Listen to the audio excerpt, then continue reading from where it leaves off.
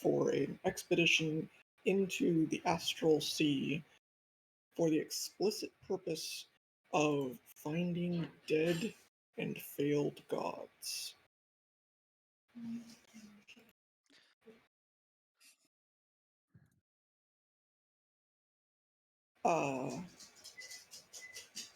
But yep.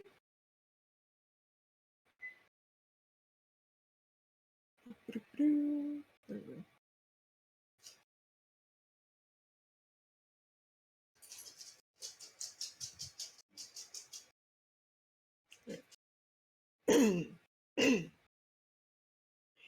um, but so yeah, that's the prompt. Sorry, I have something stuck in my throat. But we already have 2 characters for sure confirmed. Yep. One being a bard. I believe their name was Claire. Yes, Claire. Yep. Claire the bard. And Velix, that was your character. So, Correct. Yep. Introduce what information you wish to share about Claire, as far as the concept. You don't actually have to share very much at all. Hardly anything if you want to be sneaky about things. Yeah, so they're going to be a changeling that it's kind of not going to reveal to everyone else that they're a changeling. They currently take the form of their former lover who was killed, and they're basically on a revenge mission. Sounds pretty cool. Yep. So I think the rest you can kind of figure out from the campaign.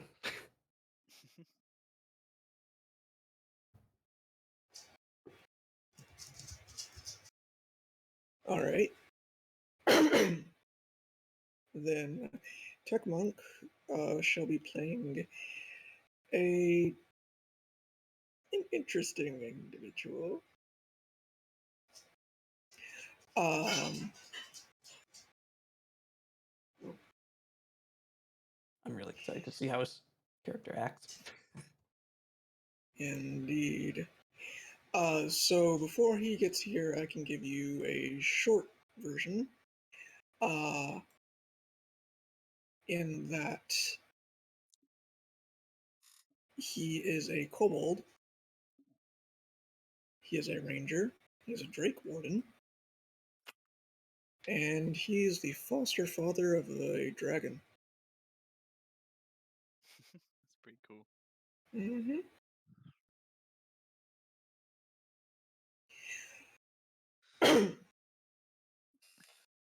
But yeah.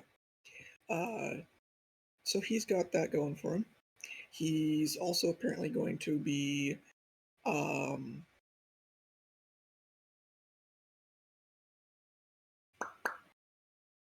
he's also going to be the party's grandpa and cook.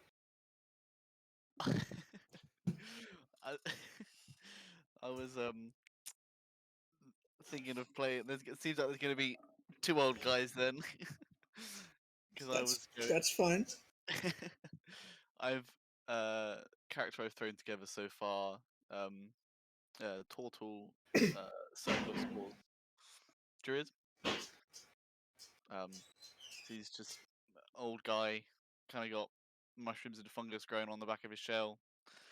Kind of interested in just circle of life, decomposition, just sort of in wanting to learn more about the death of gods, and just that's mainly why he's sort of tagging along. All right. Just It's funny. I have another game where I have somebody playing a total druid, circle of spores, colony of mushrooms on their shell. it's pretty cliche, but it's just such a cool play. You just can't help but cool idea.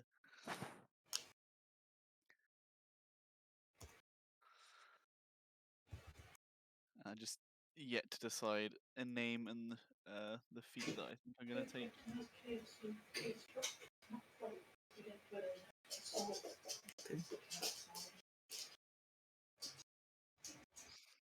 I'll add him to the D&D Beyond thing.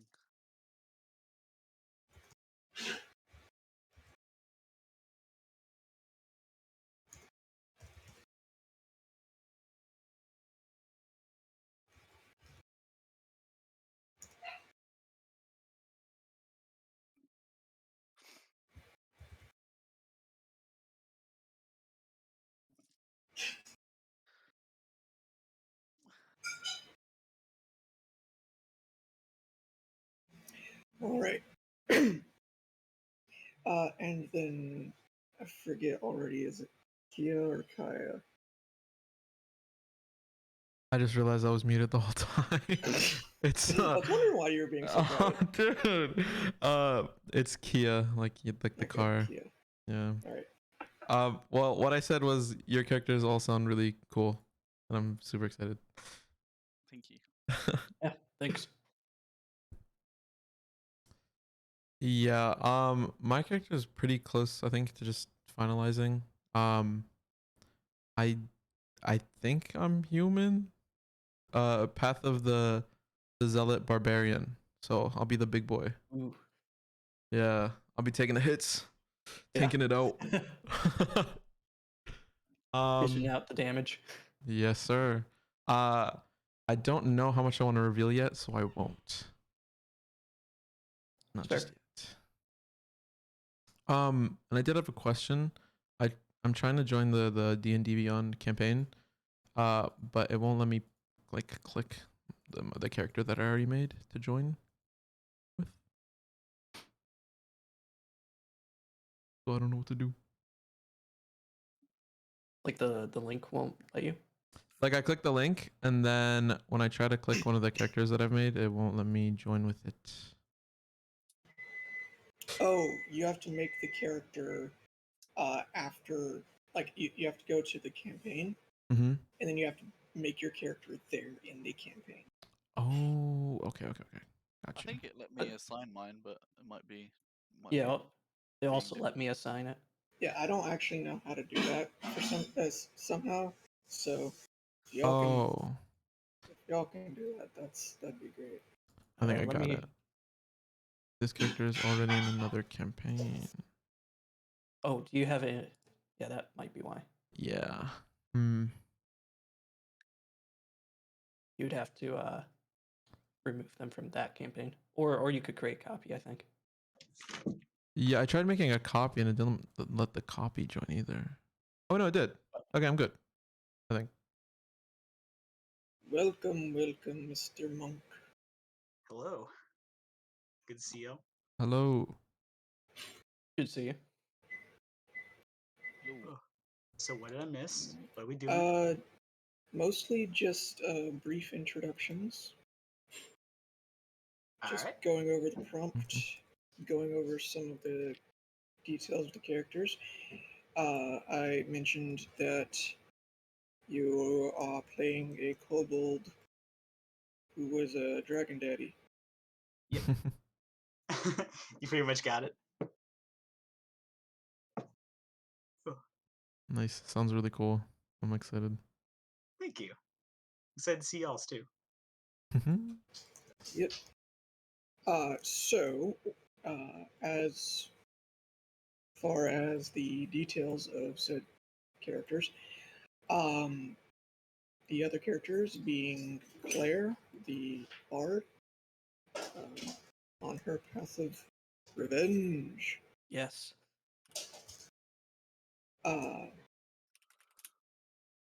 And I still need a name for my character. I'm trying to that's fine. find one now. Names can be hard. Names can be hard. I'm not gonna lie. Names can be hard.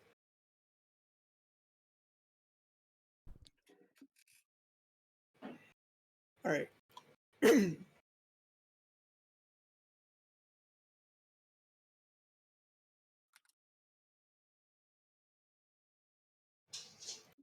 All right. Just so you know, on Roll20, I have just made a character sheet for each of you, just for the purpose of messing with things in Roll20. Also, yeah, just make sure you have things sorted. You don't necessarily have to fill in everything on Roll20 if you're using the D&D Beyond Roll20 like extension. The what is it, like Beyond 20? I think it was. It's in the pins. Yeah, Beyond 20. So you don't really need to fill it out, but it's there for if you want to like type something about what your character's doing or something while something else is happening and you don't want to interrupt. Things like that. Cool. And it's just one more spot where you can keep notes. All right, so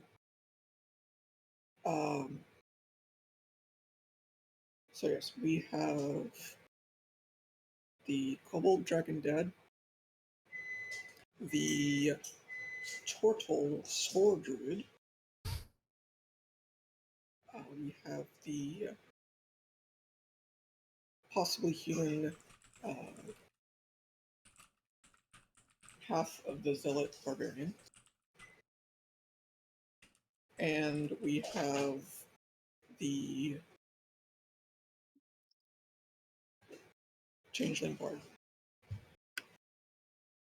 Wait, no, I already said the Changeling Bard. Wait, so There's two of them now. so wait, hold on.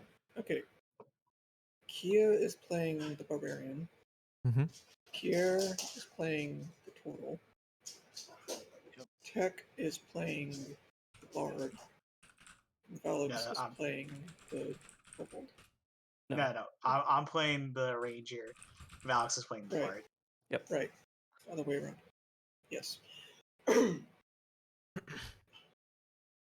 All right.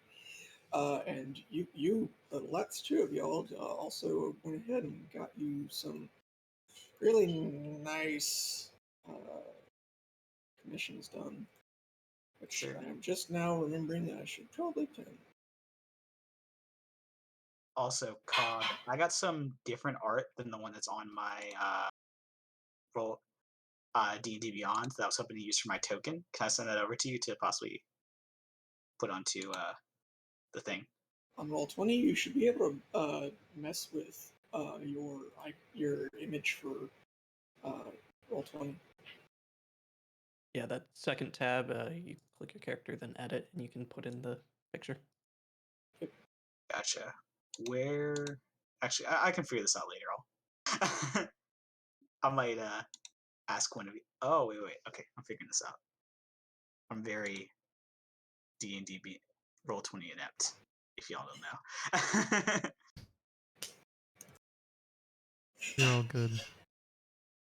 Yeah, so I'm super, super new. This is my first campaign, so I'm gonna be asking hella questions.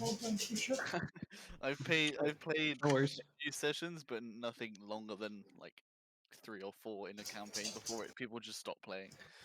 I So hate that. yeah, it's like to start to get going, just starting to get to know people, and then it's just never speaking to them ever again. Yeah. Ooh, yeah. Oh damn. Just because people just stop playing. Yeah. Thankfully, I've only had one of my games fall apart before it got very far. But the also, I forget what Tech, was it you or Valux that your girlfriend's gonna be joining? That would be mine, and that's a maybe. She's still Okay. figuring out. Okay, and I do know that if she does join, it would be in a while. Yeah. So it'll be further on into the story, and there are Yeah. plenty of ways for me to do that, depending on where the story is at the time. Okay, sounds good. But yes, so we have our party of 4 currently. And we have the prompt. Everybody seems to know largely what kind of character they're playing. Now, this detail isn't as important because the campaign's going to be taking place in the Astral Sea, but the starting location on the prime material, that is something we do need to sort out a little bit. My default would be probably Iman in Tal'Dorei. Thank you for understanding it and looking out over me.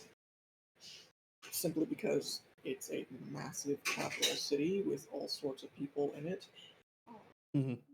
Yep. And, you know, plenty of connections to be had for all sorts of different people doing all sorts of different things. So that's my default as to where this would be technically starting in the prime material, though that will likely become very irrelevant fairly quickly. But it is a metropolis, which is exceedingly rare in, you know, a D&D setting, Mm-hmm. because, you know, medieval stuff. So here, actually, I'm gonna just slap down a map here. Do you want to know how to disable the icons on Roll20? Because everyone's icons, or just make them smaller at least.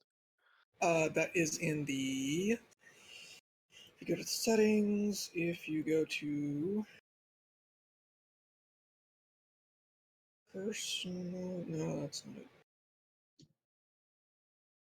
Audio and nope, text chat. Audio and video, then video display, player video / avatar size. Yes. Okay, thank you. Cool. Thank you very much.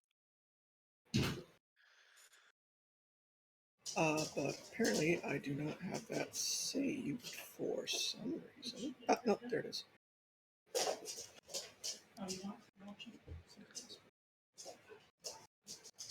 Here, give me a moment.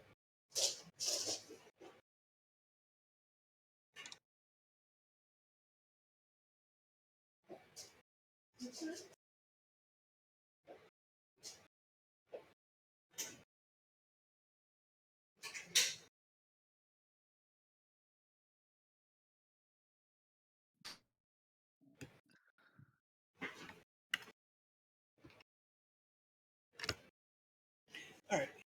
So this Ooh, that's him on. That's the canonical map for it. So this is the cheese. Whoa. jeez. Mm.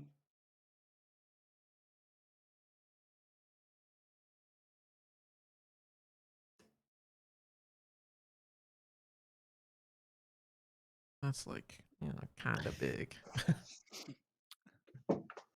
Pretty big.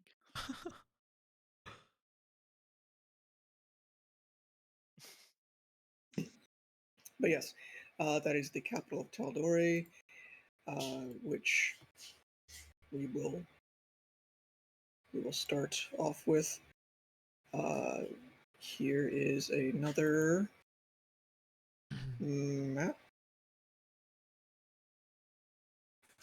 of the continent that's on, which is called Tal'Dorei, which is kind of confusing because the mid-region from between Iman on the west coast to the east coast, that whole band where there's not like an insane number of forests, that is the nation of Tal'Dorei, but the continent's also called Tal'Dorei by most Oh. people. It technically has another name that the elves give it, but yeah, a little confusing.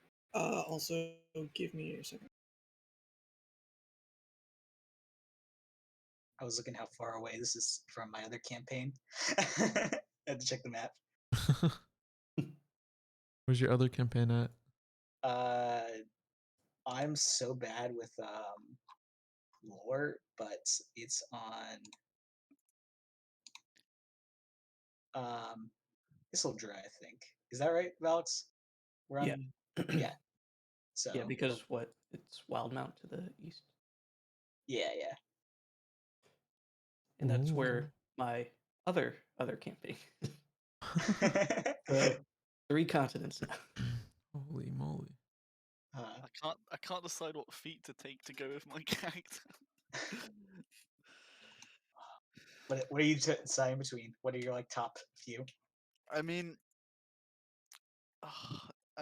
one I've got at the moment I think that makes most sense backstory wise is healer, just because he's a hermit and he's by himself. He's probably like medicinal and stuff. Hmm. And then the other one I've got on my mind, I've just lost it.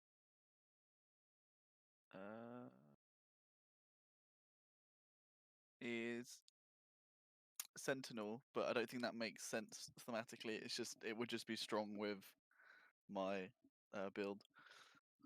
So I'll So probably go strong for build is enough though. Which one would be hyper for you? I guess is a good question.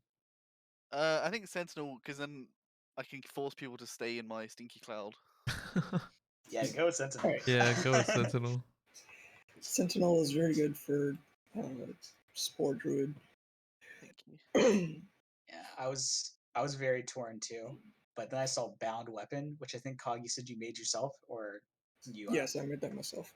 yeah. So now I can pop my bow out whenever I want and like melt magic weapons into my bow to give my bow that magical power. So I'm hyped about that. What the fuck? It's basically it's kind of like the packed weapon for warlocks, That's well but only the ability to conjure or dismiss it, or to and you can just basically, you know, bind a different weapon to you, and you can just flavor it as you basically absorbing the new weapon into the old one. That's pretty cool. But it's just the aspect of being able to, you know, bind a weapon so that you can dismiss it and summon it at will. That's pretty cool. I need to have my character find a way to make trick arrows, especially healing arrows, because I noticed our party does not have a designated healer, which is fine. We'll be alright. Druids are, I've got you kill know. moves. Okay, cool. And I have healing word. Nice. I think we've all just gonna have to pick up a little bit and spend a lot of money on potions. Yeah, that'll be fine. Honestly, we're never even gonna die, so we'll be all right. True. We're gods. I mean, I got I mean, 19. how dangerous could the astral sea be anyway? It's a sea. What are they, fish? I just feel like the whole time, Sun, my character, and the Cobalt are just both going to be completely unaware of where they are. They're just old senile, just completely, Oh god. completely confused. I see you are old as well. How did we get here? I'm a torture. I've got to be. We're gonna have a conversation, but we're gonna be saying the same things because we'll keep forgetting the conversation. Yeah. Wait. We'll just be sitting on the back of the rocking chair, telling the rest of the party, "Don't go too far, kiddos." Oh, I'm ready for this.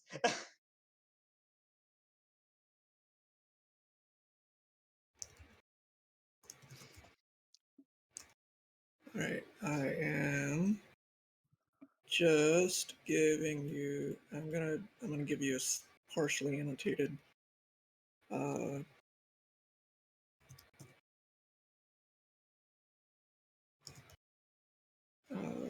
version of that same Is it okay for some checks continental. for me to roll physical dice rather than on? Is that a problem, or would you prefer? Generally, I will give you the benefit of the doubt and let you do that. Okay, thank you. Alright. If it ends up being easier to do it on, I'm not that bothered. It's just I had them out, so I thought I'd. Yeah. Typically, it's simpler for Yeah, no, you're right. I'll do the it on. digital, but I'll do it. regardless. Here, this is a rough approximation of the nations. Sort of. Ooh. So there's the Republic of Tal'Dorei, which takes up a huge portion of it, mostly just the middle area, which is also referred to as the Dividing Plains. Then we have a northern area that's predominantly dominated by dwarves, but there are others there. It's just that the dwarves also have their city of Craghammer up there, which is kind of like the dwarvish capital. Then there's a region even further north that's like nobody claims this area because it's a bunch of like giants and shit. Then to the south, we have the Verdant Expanse, which is the largest forest, or at least uh, temperate forest on the continent, and is overly lush with life because it's got it. It has a few spots where the Feywild kind of leaks in a little bit, and clearly the elves kind of dominate that area with their capital of Singorn. Then there's to the south is actually primarily dominated by hobgoblins, and their shit. What was their domain called? It was like the Iron Dynasty or something, something with iron in it. They're very much so lawful evil society down there on the southern peninsula. And then if we want to get into the I have a quick question. I, Where on this continent is our starting area going to be? Like the big city? Oh wait, I see. Iman, it's on the west coast. Okay. It's actually the largest labeled city there is on the map. Yeah, I just found it. Yeah. So west coast, that is Iman, the capital city, also referred to as the city of fellowship. Hmm. Let me double check that. Okay, yeah.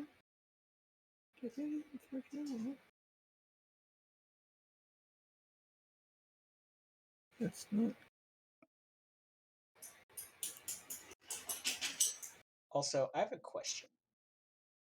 Hey, Where are any of these mountain expanses like something lore heavy there? Um, something lore heavy. like what I mean is like I was imagining that before the campaign, my character was kind of like being nomadic around the mountains, and then when he went on his current quest, he journeyed to Iman to begin his quest of like, yeah, his personal quest. So I'm like, what would be a lore like a lore like a answer in tune with the lore of where a mountain where he could be raising a dragon would be? Yes. Insert mountain range here. Okay, so it doesn't matter.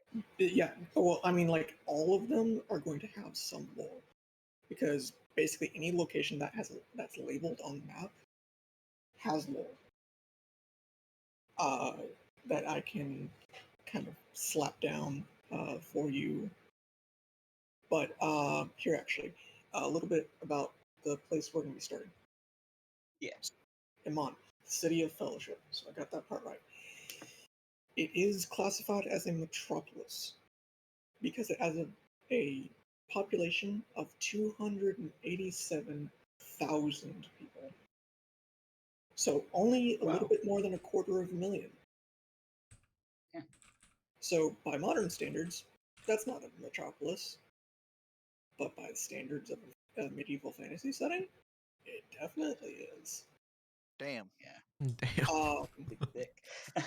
Yeah, it's comprised of a majority human, with the two largest secondary populations being dwarves and elves, each at about 6 or 7% of the population, and then roughly 20% is just a whole hodgepodge of all other races, basically, at least to some extent. Hmm. It is the cultural heart of human civilization on this continent. It is the capital of the only existing republic on the continent. As um, the previous sovereign of Tal'Dorei, the last one was killed about 20 years back by a group called the Chrome Conclave, which was an alliance of uh, ancient chromatic dragons.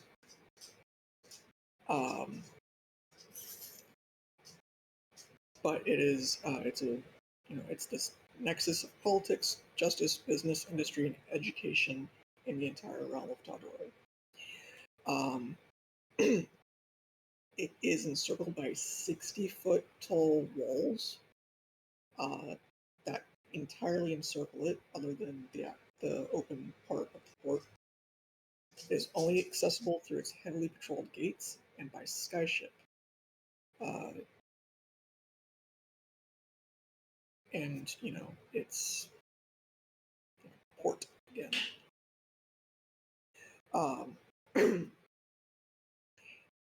It is, denizens of the city are generally well protected from outside attackers and sieges.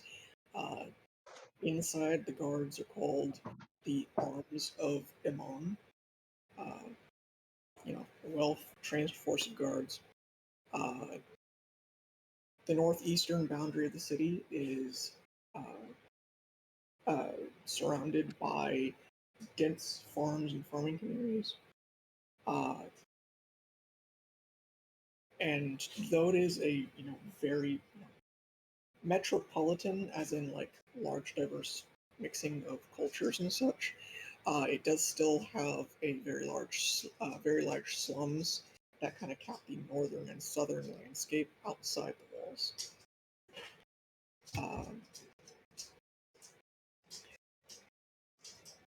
But yes, it is ruled by the Council of Tal'Dorei.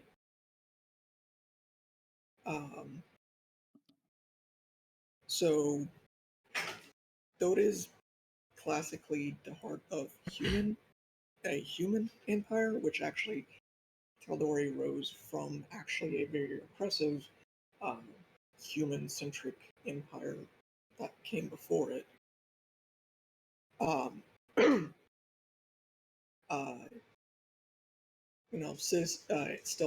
It still boasts a diverse populace, has citizens of nearly all races from all of Exandria's many nations. So Exandria being the planet. And it thrives due to the innovations and ideas that come from having a diverse citizenry. It does have has a very tight alliance with both the elven nation of Singorn to the south and the dwarven hold of Craghammer to the north. So that's why it has that sizable minority of dwarves and elves versus anyone else besides humans.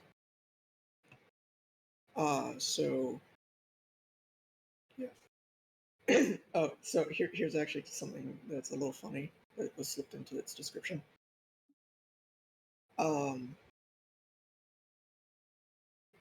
So under the rule of Zan Tal'Dorei, the I believe woman who is responsible for the name of the nation and the one who led the fight against the oppressive regime that came before, Amon developed into a city whose people valued innovation and collaboration, especially in small, cohesive groups. Virtues that some historians believe has given rise to the prominence of the modern adventuring party. So this city is known as like the inspiration for plenty of adventuring parties. Let's go. That's Which awesome. is also interesting because there is a castle within its walls called Castle Grayskull that is that at least at one point was the home of the adventuring group Vox Machina, Oh, the I know that legendary, yep, the legendary heroes who not only hunted down and killed every last member of the Chroma Conclave, which was 5 ancient chromatic dragons. Not only did they hunt down all 5 of them and slay them in varying parts of the world, the last of which was Thordak the Cinder King, an ancient red dragon who had a elemental corruption that nested in Iman itself. They also uh, banished Vecna, the newest god of the Pantheon. They didn't kill him, because you can't really kill a god normally. And they had to get other gods to help them with the whole banishing thing. But that was actually done on another continent to the west. But yeah, it's Iman is a very commercially active place as well. Though actually, funny enough, there are a number of communities within the city that are still close knit enough that they use a bartering system still. But ooh, that's okay. just within their particular communities. But yeah. Um,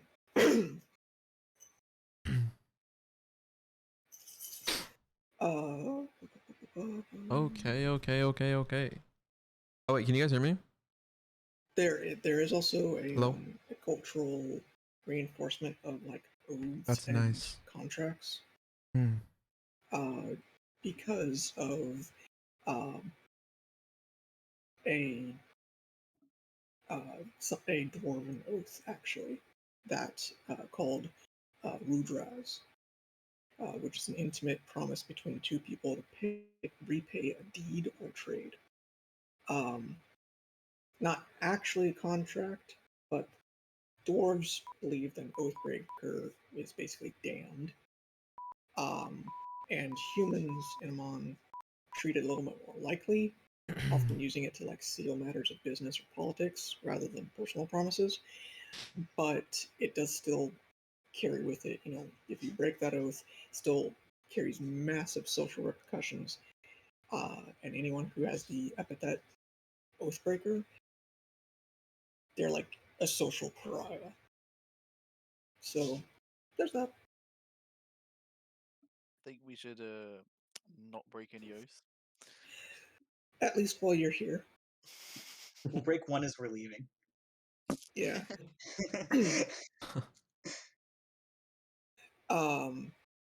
As far as like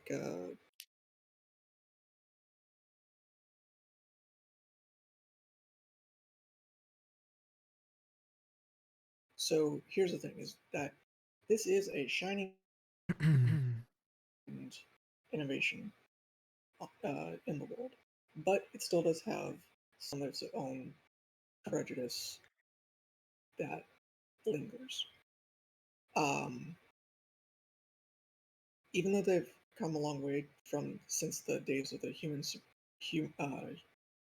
since the human supremacy of the uh, previous kingdom that came before Tal'Dorei was formed, prejudice and discrimination still lingers in its own ways. Uh, Overt racism is most common in the slums, where gentrification is kind of encroaching on it and threatening to eradicate the culture of one of of Iman's oldest immigrant districts.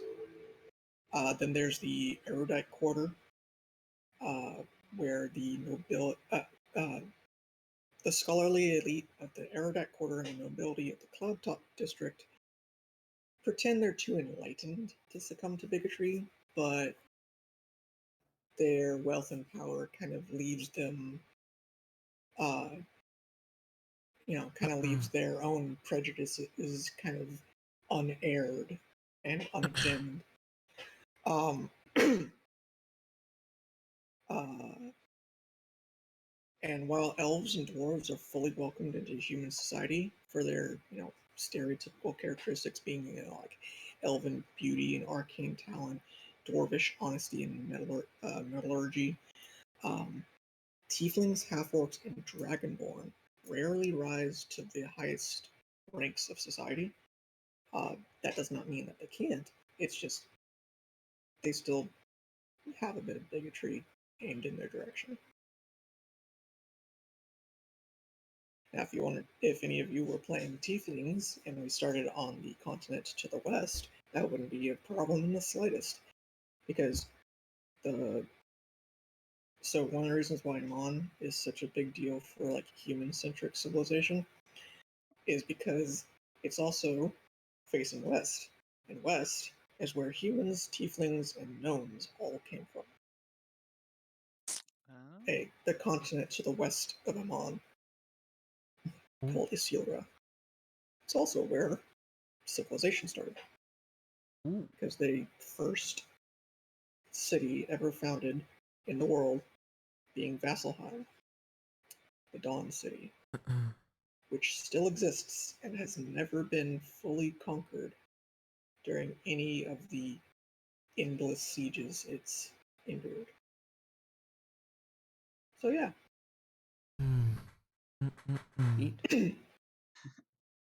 Yeah.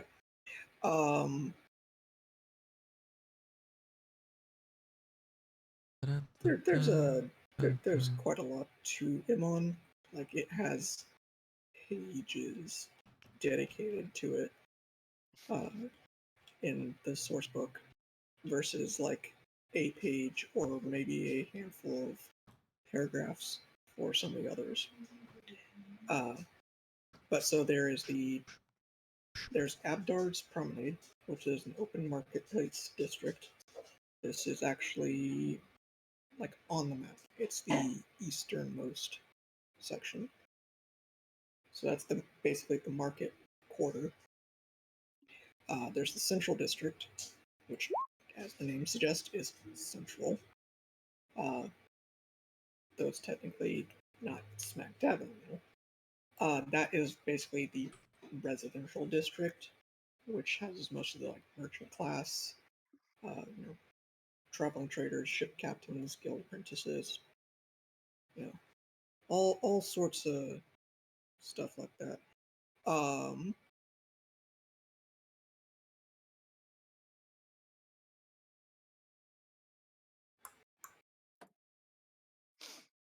There's the Cloudtop District, which is kind of like the center of the eye kind of thing. Now that one has a bit of a mix to it, because it once used to be the height of luxury and the throne of the social elite. Even had the palace of the sovereign and the mansions of various lords and ladies.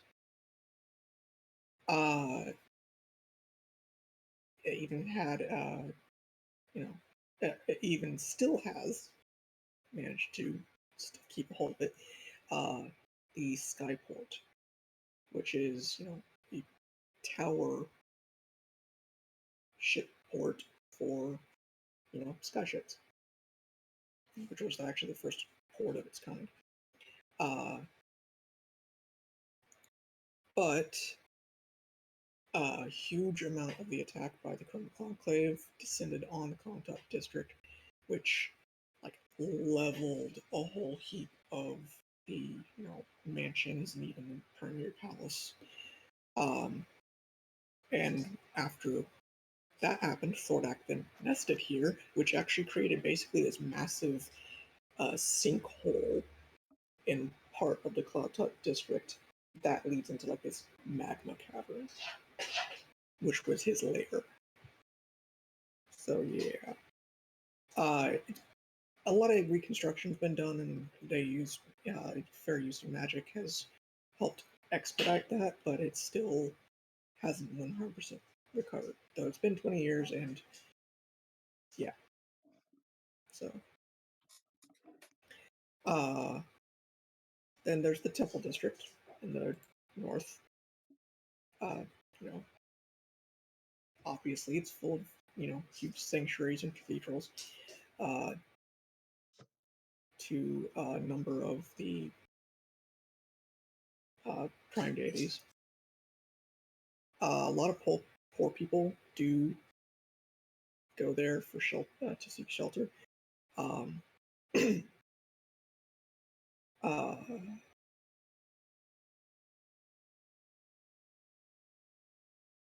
there's the Erudite Quarter, which is in the southeast, which is the center for higher education. And for not just the city, but the entire realm of Kaldor. The finest schools and colleges in the land rest within the Erudite Quarter. Specifically, the largest and most accomplished institute of arcane study on the continent has its headquarters here, which is the Alabaster Lyceum. It is a massive center of training magic practitioners and arcane research and study.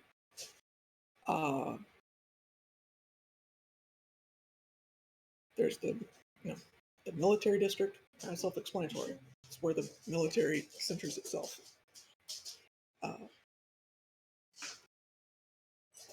There and cemetery district, same thing. Pretty self-explanatory. It's where the cemetery is. Just rows and rows. Also has a network of catacombs called the Undervaults. Then there's the port, the upper slums, the lower slums, the farms along the shoreline, the grotto as well, which is not really a section of the city. It's just the sprawling series of chambers and halls beneath the city that are used by the criminal organization called the Clasp.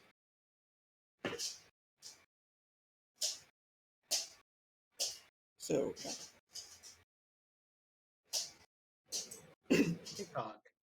I How does the city feel about kobolds? What should I expect? actually, kobolds are not well welcomed. And actually, you being a kobold who rides a drake, well, I can't ride him yet. He's too small. But yes. well, yes, but the fact that you are a kobold with a untrue dragon, because true dragons are all born intelligent and winged and with magical abilities and breath weapons and all that jazz. The drake you have is more like draconic facsimile, not a true dragon. Like pseudo dragons are not true dragons. Fairy dragons are. I don't think they're true dragons. Wyverns are dragons, but not true dragons, because they're also not intelligent. Dragon turtles are technically not true dragons, even though they are intelligent. And have a breath weapon and are exceedingly powerful in all sorts of ways. But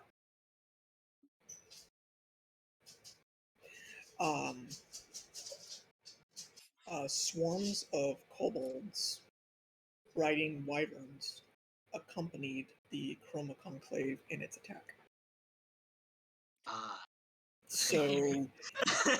So now remember, that was 20 years ago, but that's still recently enough that the majority of people in positions of power still remember surviving that.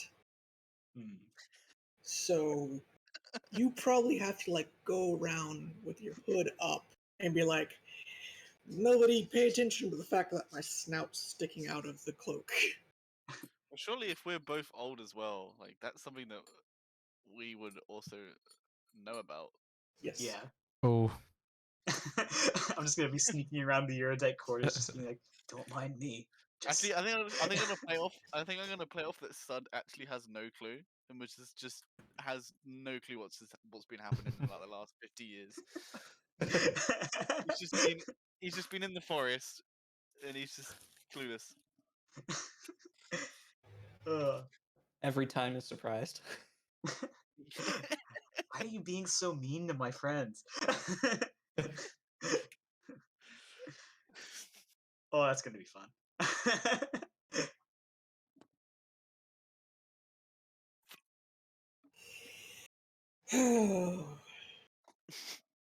Okay.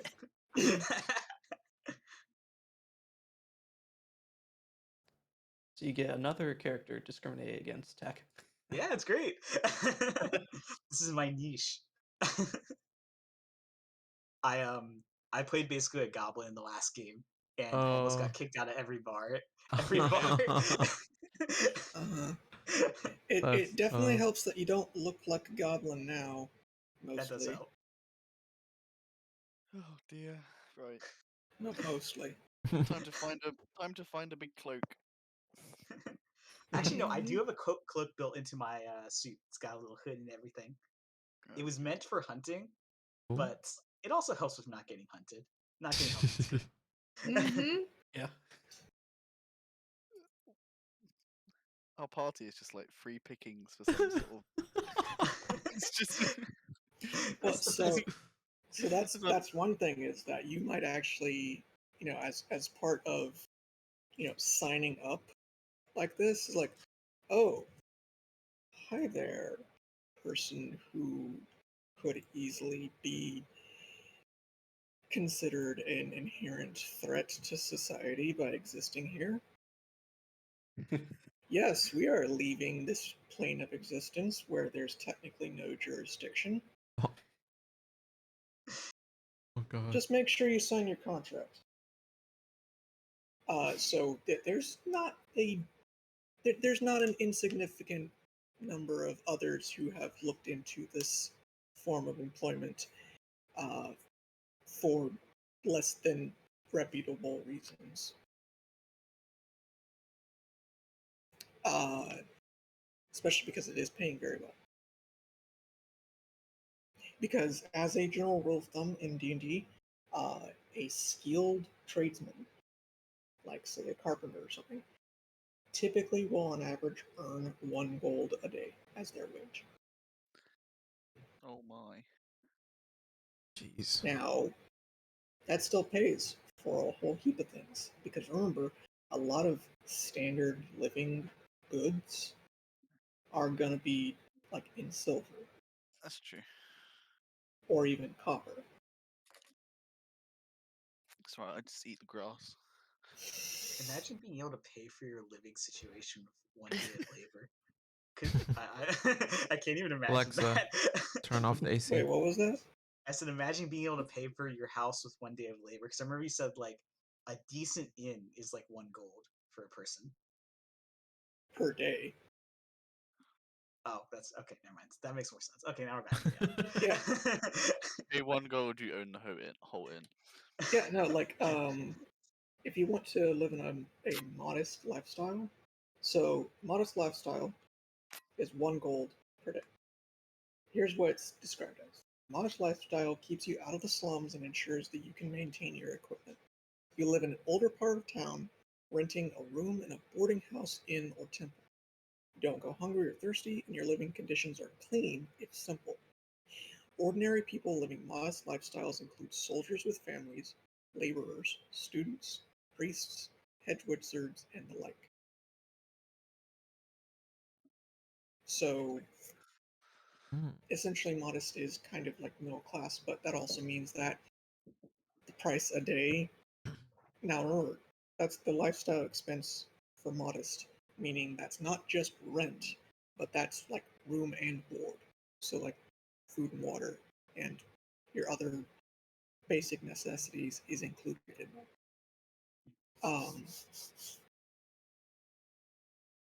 But that also means that if average skilled tradesman earns a gold a day, and it's a gold a day for general just living expenses, for a modest lifestyle, that means that a skilled trader, a skilled worker, is going to be barely scraping by. Now, a skilled tradesperson, like an actual artisan, they can afford a comfortable lifestyle, which is 2 gold a day. But an unskilled laborer who's just doing very basic menial tasks, they're going to have a poor lifestyle, which is only 2 silver a day. It's 5 Ooh. times more expensive to go from poor to modest. From like wretched is free. Poor, no, wretched is free. Squalid is 1 silver. Poor is 2. Modest is 1 gold. Comfortable is 2 gold. Wealthy is 4 gold. Aristocratic doesn't have a cap, but it's at minimum 10 gold. And this is daily. Damn.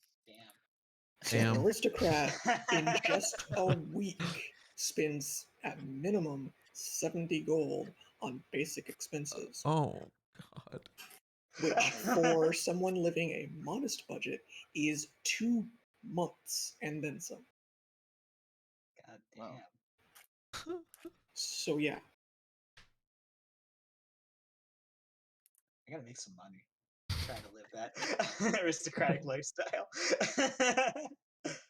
As long as Sud is just in the forest, doesn't matter. Comfortable. and actually, just so you know, you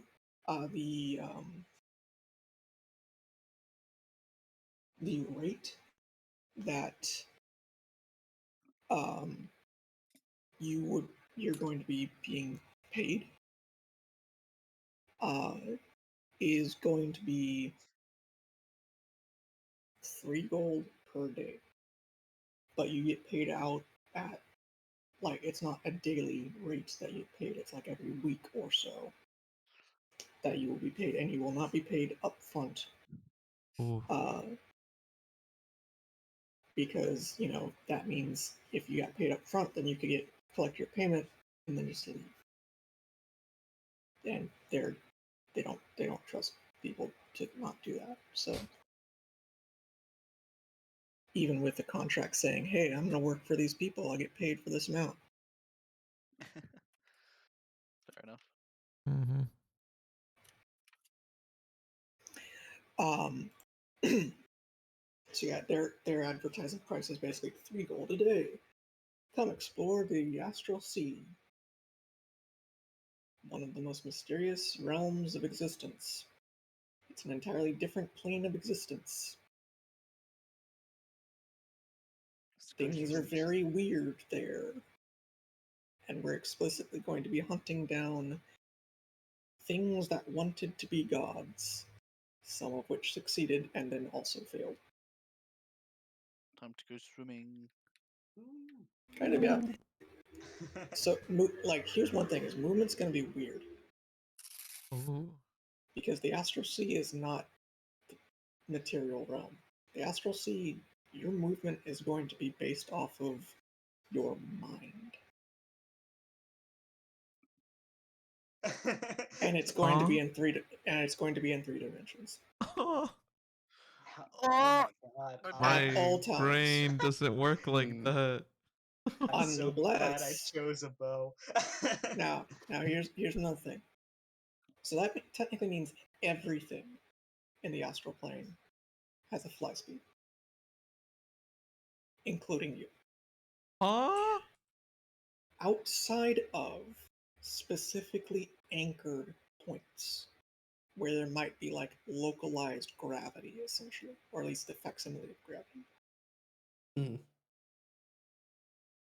And there are actual like settlements in the astral plane, even in this setting. Okay, just checking that some of my spells are going to actually work, that they aren't just like they don't require there being ground. Does bees require ground? Does bees require? No, the bees are buffed. You can attack from 360 degrees. Yeah, Uh, they're just super fast. Yeah. Just imagine like a bee sting on the bottom of your foot where you least expect it. Oh, Bees are buffed. God. a bee Well- sting in the back of the ankle, like near Achilles tendon. So here's the thing. Unintelligent animals generally are going to be very disoriented and typically fairly slow in the astral sea. Polymorph everyone, That could actually fuck them up pretty and bad. then just push them away, because nothing's gonna stop them from just continually drifting away. I'm so hyped for this. I'm so ready. So that's another thing to consider is that physics is going to sometimes be super weird because this is the astral sea. Okay. I have a question about that. I have warding wind, I which suggests it makes wind around me. yes. Would that then be stronger because there's no like resistance? No. It's It like just- space. You just keep pushing them away, Is further there- away. Isn't there no wind? Does that Uh, mean there is does that count? no Does it count? normal wind. Okay, I was gonna say There it's- there are quote unquote winds in the astral sea, but it's not like currents of air.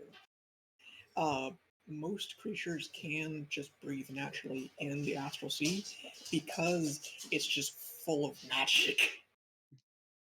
That's basically it. You don't need a respirator to go into the astral sea because you're not underwater. You're not in a vacuum. You're in the astral sea, which is weird. Hmm. So, yeah. That's the case. What happens with detect magic? There will be basically background radiation, essentially. Mhm. Um, but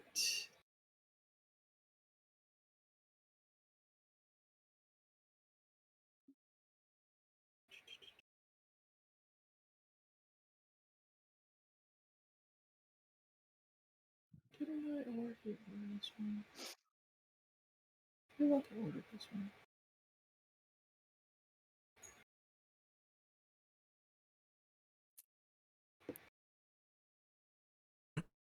it's gonna be good. Gonna be good fun. Yeah. Yes. Lots of waiting for lots of shenanigans. First campaign, no ground. No, We're going, and we don't bees, need ground. bees Now- are the strongest. So, here is one thing though, is that the places that you will likely be sent to on your missions, because you will be basically being assigned to go do certain things by the company that is, footing the bill for this. A lot of these locations will have some kind of like localized gravity or anchoring force. They will have, but at the same time, the specific rules of physics might shift slightly based off of what is governing that section's, for lack of a better word, reality. Sounds good. Mm. I like that. Yeah.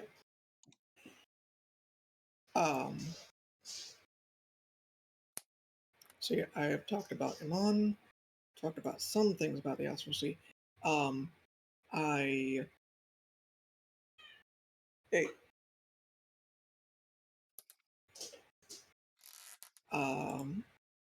let me pull something up real quick. Ooh. You're rolling deception here. Who are you trying to deceive? I don't know. Insight. Haha, you'll never know. Fuck. Oh god. Okay, This is gonna be a so good campaign. here's so here's the thing. Oh, Oh, Yeah. Oh damn. tell I guess I me. gotta tell you. All right. So I was double checking this because we're going to be using the rules that they use because Critical Role is the group that plays with this setting. Their DM Matt Mercer created this setting. That's what I'm drawing from. So I'm going to be going by the rules and such that he used for when he had his players in the astral plane. So here's the description that we have about the astral plane in the setting of Exandria. So the astral plane is one of the boundary planes that lie between many of the other realms. It is an amorphous realm where the will and the imagination have influence over the surrounding space. Where one can will oneself to float and move. Some creatures whose species have been there for a long time have learned to actually shape the amorphous matter and energy into structures and objects. And as a result, tends to be very psychically active. So like mind flayers, Gith, those are at home in the astral sea because they're psychic. My brain. Yeah, when a bag of holding is destroyed, its contents are jettisoned into the astral sea. Same thing with a number of other uh,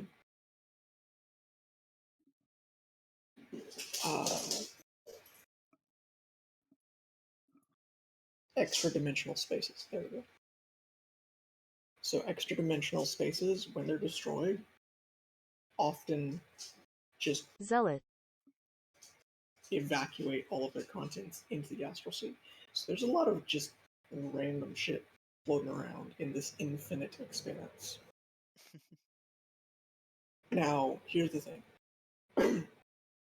Like I said about moving in the astral plane, travelers in the astral plane can move in any direction simply by thinking about moving.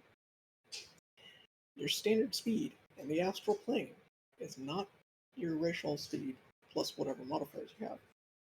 It is 3 feet times your intelligence score. The score, not your modifier. So someone who has maxed out intelligence can move at a speed of 60 feet. Wizards are scary in the astral sea, so are artificers, and technically blood hunters, because they can just move faster. 39. Save 3 times intelligence. 33. is it rounded down? I would probably say rounded down, yes. Okay, then Rounded down to the nearest 5. 36 round down to 35. It's 35 as well.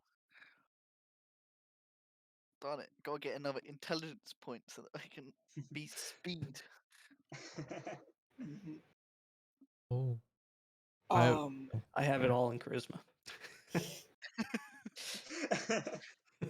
I have all of mine in decks.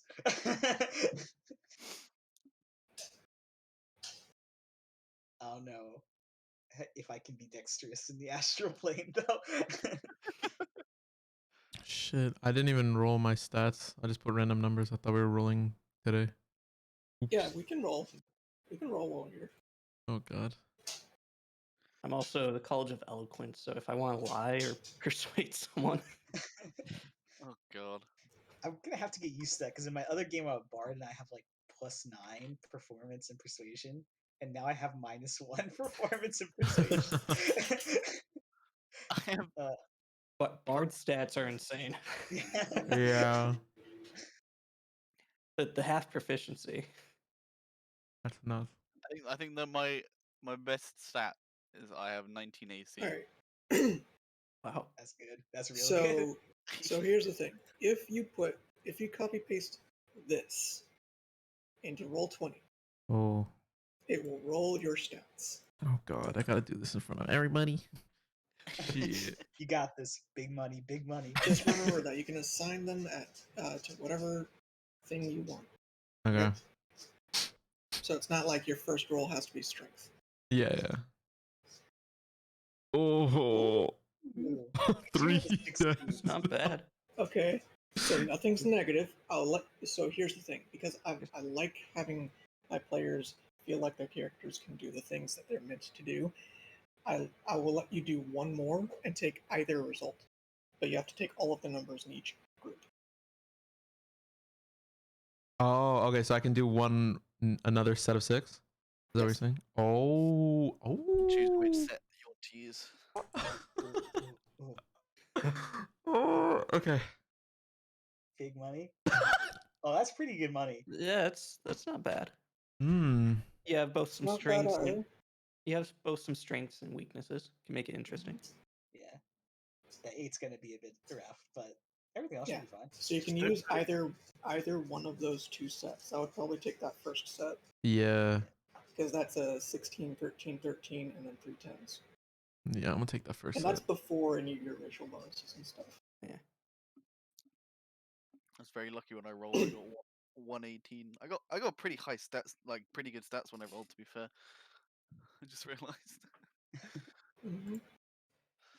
Yeah, one of mine was an 18. Was the individual dice was a 6661. Oh. Damn. I think to make it more interesting, I'm gonna lower my strength just because it'll be. Yeah. I might switch my con with my intelligence so I can move a bit more. Like my strength and intelligence. For a barbarian, like strength, dex, and con is the 3 things I really need, right? Yes. If you want to be a really speedy barbarian, then intelligence. He's really smart and he's just flying around the place. So I would probably stack those 3. Oh wait, I do have. Oh, my strength is 8, but because my race is +2. Mm-hmm. I see. Thinking about it, monks get a really big debuff. Now, I'm probably gonna fudge some of the like speed bonuses when it comes to something like that. Like barbarians probably don't get their speed bonus in the Astral Sea because that's basically just leg day. Yeah. Um, If they read a book, yeah, but monks, it to me feels like a combination of both physical training and manipulating their ki. Mhm. Because I mean, like Step of the Wind, you use ki to trigger that. So it just makes me think that, yeah, that they mess with energy in themselves. So they yeah. probably get at least a partial bonus to speed, regardless, simply because it's like their force of will and self-control that they're using to move faster. or something. Yeah. Yeah. So Would yeah. they still probably get their movement speed increases for the levels? Yes. Now like unarmored defense, stuff like that, regardless of where it comes from, that's not gonna change.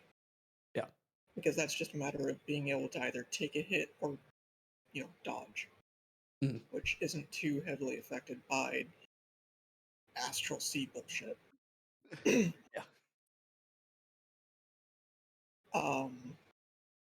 But yeah, your intelligence stat is going to be a lot more important in this game than it would be in others. By simple fact that governs your movement in the plane you will be typically, the majority of the game is going to be in this weird place. I have a solid intelligence of 12. It's So- okay. We'll get a spaceship. We'll get a space boat.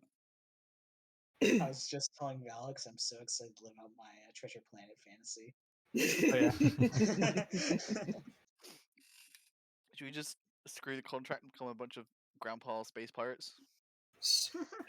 God, if you do that, that'll be the second one that your bard is gonna be in. Wait, no, both Oh, of both you, of us. actually. Yeah. The bard and the ranger would both. Yeah, their players would be in 2 pirate games then. That's It's so technically an funny option.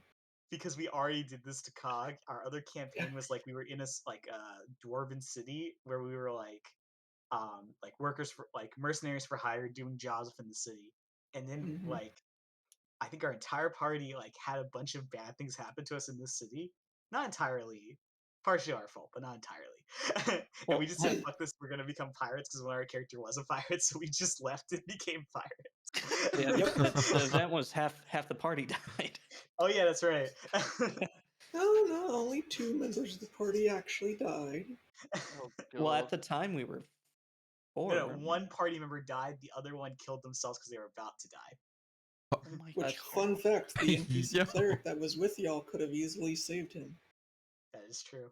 Winland, not Winland, Wall, technically only needed to have a lesser restoration cast on him to stop it, and he was still alive on his turn. She would have been able to save him, which is why she left, because she was super depressed about it. Understandable. And ever since I- that well- day, because I remember that entire battle, my character got caught in a net. Yeah. And No, you was had a unable- bag put over your head. And- and I just and kept tied missing up. the save. Mm-hmm. You had a bag put over his head by kobolds, and they tied him up. Because they were being opportunistic bastards. Because he rolled really low on his perception check while he was on watch. Kobolds snuck up, bagged him, put rope on him, and then tried to do the same thing to the others. But they woke up because, his thrashing around and shouting. Well, I think they did it to Wenland as well by Misty stepped out of it. Yes. They also did manage to just put the bag on the head of the cleric. So It was just funny because every turn it'd be like my yeah, other no, character's you like, rolled "We try to so get out of the bag." badly. It's like So just don't badly to get out of the bag. And I got finally rolled out of the bag once the party member that I was in character closest with died. And then I dissonant whispered and killed the last cobalt. So it was so thematic. Just when I got out. Good times. The dice were just very vindictive that day. But yes. So actually, one thing. So it sounds like. So Scratch, the kobold, is Yeah. coming from the mountains. Yes, I was looking at the map you gave me, and I was thinking between Dagger Bay Mountains, Tom Point Mountains, or the Basinfall Plateaus. I was choosing between one of those 3. I know it doesn't super matter. Dagger Bay. So you said Dagger Bay. Tom Point Mountains in the beginning of the Hobgoblin territory, and then the Bisonfall Plains at the southern tip. One of those three.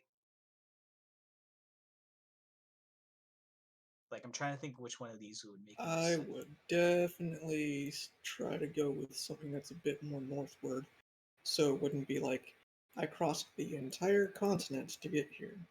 Yes. Let's go Dagger Bay then. Dagger Bay would probably make the most sense. Dagger Bay Mountains.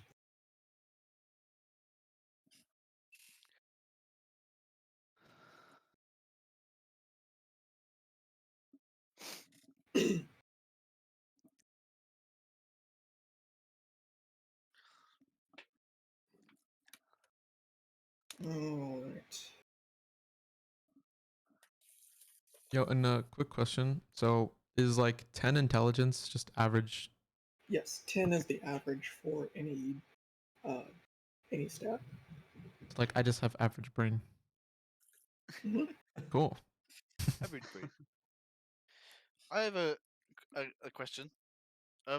How will pushing another character work? Like if someone pushes me and I'm not resisting, will I just float and just continue? Kind of. There is still a resistance. Okay. Because remember, it's not you're floating in air or in a vacuum. You're floating in the astral sea. There's not really a proper like I physics doesn't work normally there. okay, I think I get it. I think I So it's think it's a little closer to water. Hmm. I see. Yes. I see. Thank you. So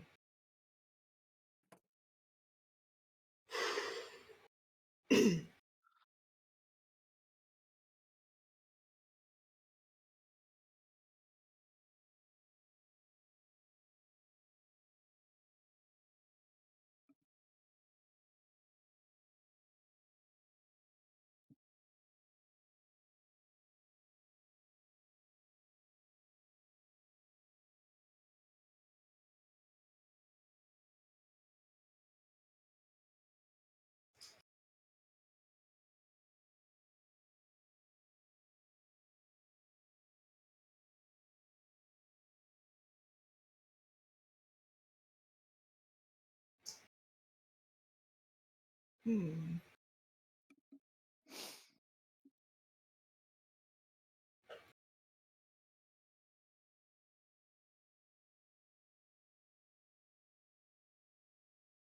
Interesting.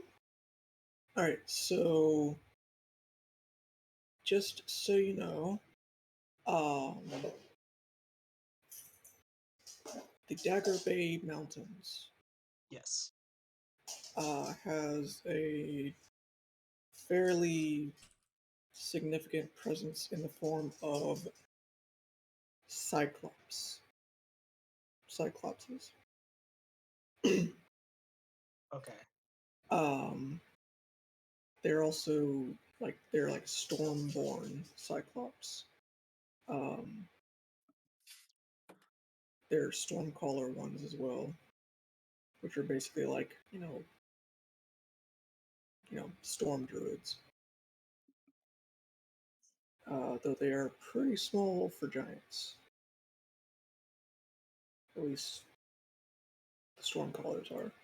Tiny giant frostman. Gotcha. That There we go, Dagger Bay Mountains. There's the exact line I was looking for. Okay, oh, cool. Apparently there's a Titan there, like sealed and consumed by the earth. Titan that actually made the mountain range by being sealed into the earth there. Neat. So the Dagger Bay Mountains are, very stormy. It's kind of it was the first boundary that existed between the long established elves and the burgeoning human colonies. ancient history. Most of history, it's been those mountains have been known to be desolate and devoid of material wealth. Survivors who came back from exploring it warned everybody about tribes of bloodthirsty cyclopses.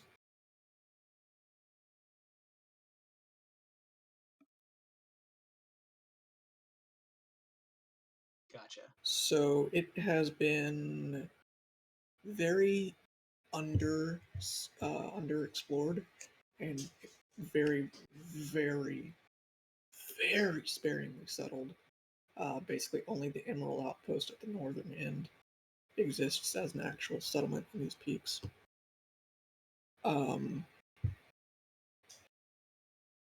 But yeah, that works pretty well though, because I was imagining like he was a somewhat more desolate spot where yeah, he and Zumu kind of just slunk around, like and he would only like mess with the inhabitants if he had to, sort of thing. yeah. So there are Cyclops breeders and shamans that conduct strange rituals within the eyes of the thunderstorms. But there's also a fairly significant amount of bullets that hunt in the area, which is a little unusual. But yep. Cool. Yeah, that works. I'll say that they bounce between the bay around there and the mountain part. What was that? I'll say they bounce somewhere between the mountains and the bay, like that little like corner, depending on the season. That's called Dagger Bay. It's where the mountains get their name from, actually. Perfect. So, Dagger Bay. It's actually called it's named that for the jagged slumber reef that flanks the bay. It's actually also where the first human colonists of Taladoria made landfall, which is also why it was basically destroyed in those ancient times. So yeah, there is. Yeah, there's not too much to talk about when it comes to the Dagger Bay Mountains, deliberately because there's just not much to them. Though there are some secrets to it that I'm not going to enlighten you on. Okay, sounds good. Especially because it might not even be relevant, considering the nature of this game. Unless you all decide to just, jump ship and completely derail everything, but that's totally okay. Quite literally. No, Okay, so here's the thing. Just to give y'all a little bit of insight for the two of y'all who don't know about this. So that game that was mentioned earlier, where they started off as one thing, then became pirates. That was originally called Delving into Deep Iron because they were in the city of Deep Iron, which had an extremely powerful adventurers guild that handled huge swaths of various industries, security, chiefly delivery, things like that. And had a massive influence on the politics there. What are you doing? Nope. I have to take out my dog.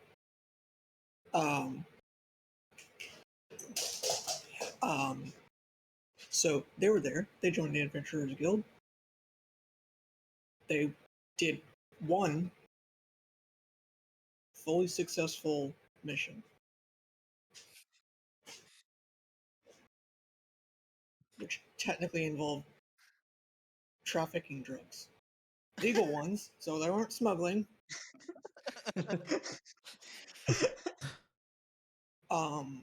Space drug lords. We didn't know until we opened up the box. Yeah, until you made the box unravel in every possible way with the wild magic surge. Oh yeah, that's right.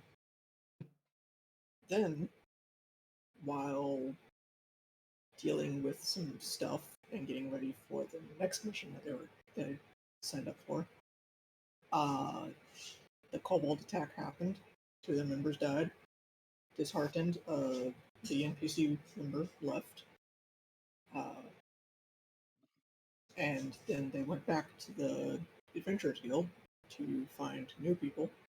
The new people they found were pirate captain without a ship anymore, at least, and a murder hobo robot. And then they went around and looked for a new NPC to accompany them. They found a goblin artificer. Then they immediately were like, hey, you know what? Screw this place.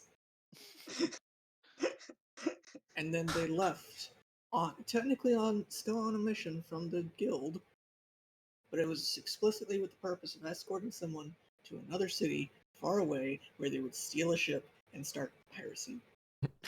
Before they even got to the coast, the murder hobo robot got kicked out because he broke one of the captain's rules by executing a guy. And then they had a Dragonborn join on the road. Then they had a druid show up as well. Then we And then finished our they escort mission. they finally escorted the guy they were escorting to where he was going. But on the way there, kind of, didn't necessarily make nice with the captain of the ship that they were aboard,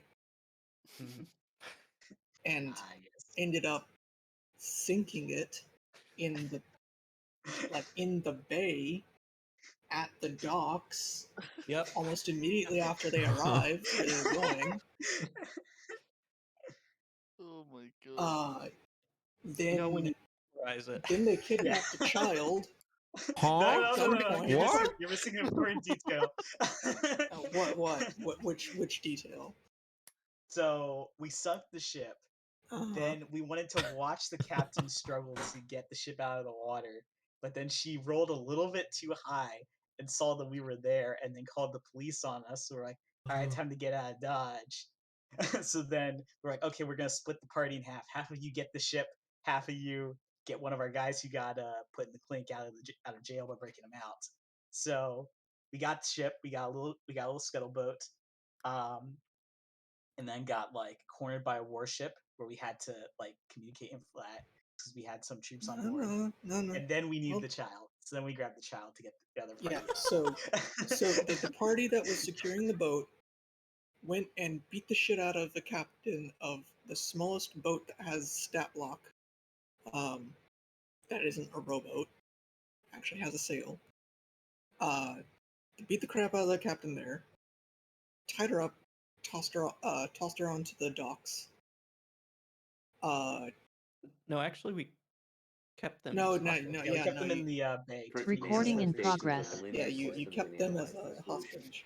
Golly, As well we as the certainly do 2 that. guards who And jumped this is aboard sort of, while you you're were like, pushing what's off the from the different docks that you also beat the manifestations crap of out linear of. systems? Well, remember we first Yep. saw systems of linear Then equations, the ones just on some linear land equations. going after the one And then who we had looked been at it as a captured matrix and was being equation, and escorted we by also looked guards at it to as a vector prison. equation. So we've looked at They these equations in different views. Really, the matrix equation is sort of, we've gravitated toward that. The matrix A times vector X equals B. So that's sort of the one where we sort of gravitate toward, but they're all equivalent, these different types of linear systems. And certainly we've been analyzing solutions, right?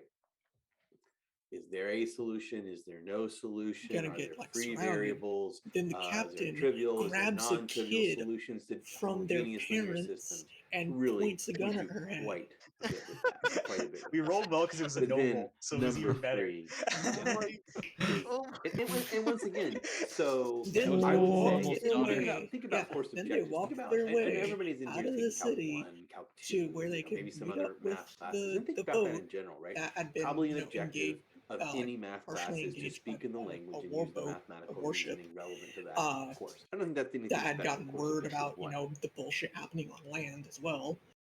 So they didn't actually just blow holes in the ship. And they basically were like, you know what? We're gonna hold on to this kid. They dumped the rest of the hostages, but we're gonna hold on to this kid as leverage, and we'll let her go once we have a good enough distance. And they ended up putting her in a box, dropping the box into the water off the shore of an island where they saw harpies. Okay. The kid freaked out and there are fell out of the levels to box this. and almost got eaten by piranhas. Whoa. The warship opened fire on them while also speeding to go get the kid. Yeah. Wait. Well, Wow. don't forget we did save Yeah. the kid. Put Yeah, them We back in the saved box. the kid, but they were still heavily traumatized. They'll get over it. They'll be fine. And then the sorcerer started lobbing multiple fireballs Yep. at the warship, Good which job. crippled its sails and killed a few of the sailors. I think it was 12. Yeah. Something Like, Oh my- it was enough where that you said the ship couldn't follow us even if they wanted to. Yes. Oh, God. And then the harpies saw the opportunities and they attacked the ship. So that was a good time for us to. They didn't attack the ship. They lured half its crew off of the ship to pick off those they could because they're opportunistic little shits. And you guys got away, even though the captain got clipped by a cannonball, and the sorcerer got impaled with a ballista bolt. Yep. I was left at 1 HP. Yes. Oh my god. And I had like bites from all the piranhas that ate me when I was trying to save the Oh, kid. and Uh-huh. Wenlin was glowing pink that whole time.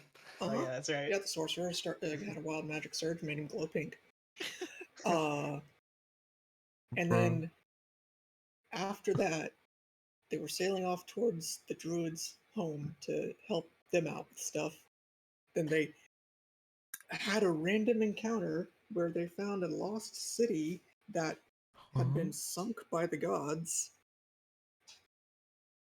They went down there with water breathing after killing a whole heap of sea spawn that attacked the ship. Killed like a dozen Yeah. of them. Then they used their water breathing bullshit to head down there.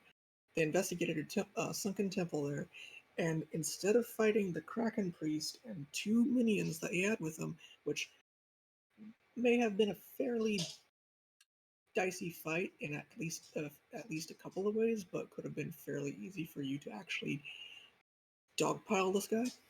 They instead had the bard use tongues and bluffed their way into saying, "Oh no, we're here to offer sacrifices to your god." Oh my god. And they joined the cult. Listen, it wasn't a cult. What? It was one dude in his basement. That's not even a cult. There were another dozen sea spawn in another building that Bunch of could dudes. theoretically have come, and you had already killed a fair number of the followers that were present at the time that came up and attacked the boat. I don't know what There I've got was myself into. still a cult even by the time you reached that guy. We're gonna help him out. He has some Yeah, growing to no, do. so the captain cut off half of one of his arms as an offering. Bloody hell. So now they're in a cult. So the druid and the cleric dragonborn were like, "Nope, we're out." Almost get some PvP going until the captain's like, "I mean, I can just drop you off on a random island or some shit. I don't have to kill you." So they kind of like do almost a U-turn, go back towards where they had just, done the kidnapping and all that, but like several miles to the east, dropped off those two and the NPC who they'd recruited when they stole the ship, who was like, "Hey guys, cult stuff's a little too much for me. I'm out." And so they lost 3 crew members, and then went sailing off again to another port where they had contacts from the criminals that helped them out while they were in the first port. and then recruited the 2 new player characters that the players who had those 2 left came up with, who are much more morally flexible. So now they just recruited like a half dozen NPCs as extra mooks. They're like, hey, go steal a ship to prove that you've got what it takes to be part of the crew. Yeah, we basically, so our party has this thing that we started that wherever a new character joins, they have to fight the captain in like a King of the Hill match to prove they got what it takes. King of the Ring. Yeah, King of the Ring. So like we do that with every new party member that comes in. So since we had 2 new party members, we were about to do it, but they're like, wait, we're in a criminal port and everyone's about to get off work. Let's do an entire UFC fight pay-per-view and have everyone place bets and take a 10% housing charge so we make some money. So, so And it worked me as the because bard, the bard rolled a nat 20 or some shit to get like a 30. And so we made like, how much gold did we make? We made like 15 gold, right? Yeah, which is significant considering. And we had like so many. So my character already made flyers to have people join our thing because our goal is we want to create a pirate empire around us. So my character made flyers of like, come join our, like, we're called the Red Tornado, so come join the Red Tornado. So we got a bunch of people who were like, hey, I want to join. But we're like, we don't want any weaklings in this party. No weaklings are allowed. So you got to prove to us you got what it takes, and you got the moral flexibility to run with us. What if our yeah. fucking parties run into each other? Let's get that one. That's what I'm God. saying. Fight. Well, here's the thing: is out of character, the captain seems to be planning to sacrifice these new recruits to their right. new god as a, he knows that they require sacrifices. They didn't read the legal fine print Yeah. in those flyers. So it sounds like to me the most likely course of action that's going to happen here is they're going to, they get their new recruits with the stolen boat, they get the hell out of there, they go back to the sunken city place, they show up, it's like, hey guys, we got one last test for you, let's go down into the water with this water breathing bullshit we can do, and have a chat with somebody. And then they get down there, and then it's like, okay, here's the choice: either chop off one of your arms, or we'll take everything. And then just like sacrifice like 2/3 at minimum of those recruits. Quite literally, everyone on your pirate ship's gonna have a fucking hook for a hand. So here's the thing: is because it's not actually a god; it's just a kraken. But krakens are CR23 creature. They're godlike, so they're also something that you can have as your patron for warlocks. So the captain and the bard both have a level in warlock with the fathomless patron, which means that they can breathe underwater at all times, and they have the ability to basically use sacred weapon, but by summoning a tentacle. I named And my we Ted, flavor he's it. great. Yes, the bard's tentacle is named Ted.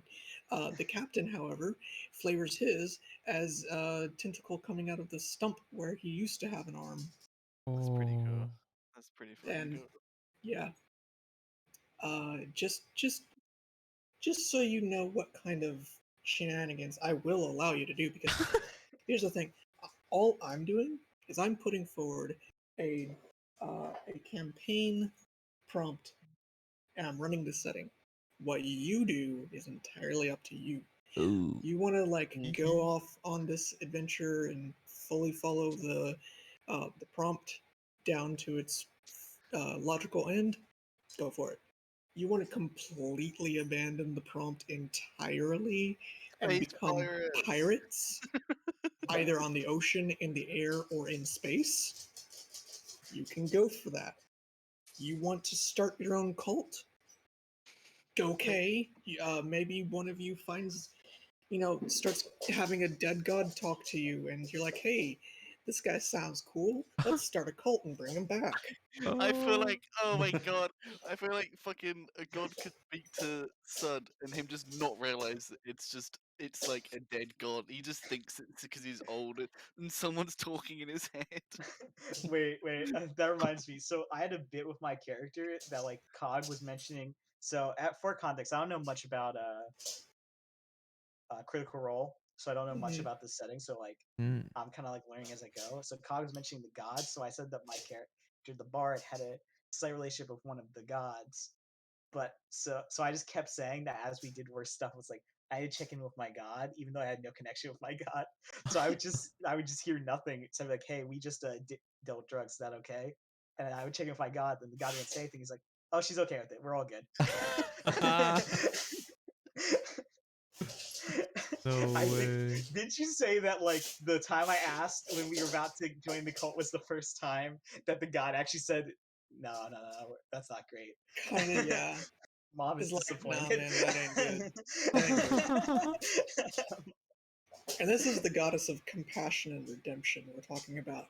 Oh. And then consider all the crazy, definitely not good guy things that the party's done that I've already mentioned. Yeah, Yeah. What a ride it's been. Yeah. it's been there. But if you want to become pirates on the land, sea, air, or space, you can go for that. Technically, pirates on land are called bandits, but whatever. You want to start a cult? You can do that. You want to just say, you know what, the astral sea is too weird. Let's just go do random ass normal adventurer shit back in the prime material. Or, hey guys, we found this portal in the astral plane. Let's poke it with a stick and then discover that we are now gonna have to explore, I don't know, the far realm, which is even more insane. Gonna go into the fucking all the different realms. I Yeah. like corking. Or hey, I found a portal to hell. Ooh. Adventure! Pokes. Poke it with a stick, it pokes Cog, you I'm back. gonna warn you, I'm gonna be poking all those portals. Oh god. Okay, so here's another thing to remember: is the astral plane is also transitional plane. It's the space between planes, or at least several of the planes. That's why it's so huge. Is it's a plane that exists between other planes. We're gonna be plane jumping. It's like the I really glue want to between visit the Feywild. So, funny enough, it's actually easier to get to Feywild from the prime material plane than it is to get to the Feywild from the astral sea. Oh. I feel like Because there are two planes that brush up against the prime material, those being the Feywild and the Shadowfell. Ah. Basically, positive and negative Yeah. reflections of the normal world. I like to feel like Sud's been to the Feywild while he's been like in the forest, but just not realized. And like, So that actually happened to one of my parties. Is they were walking through the forest, and I rolled, and they just waltzed into the Feywild briefly. yeah, I feel that's totally something he's done. They also sort of intentionally did that again at one point.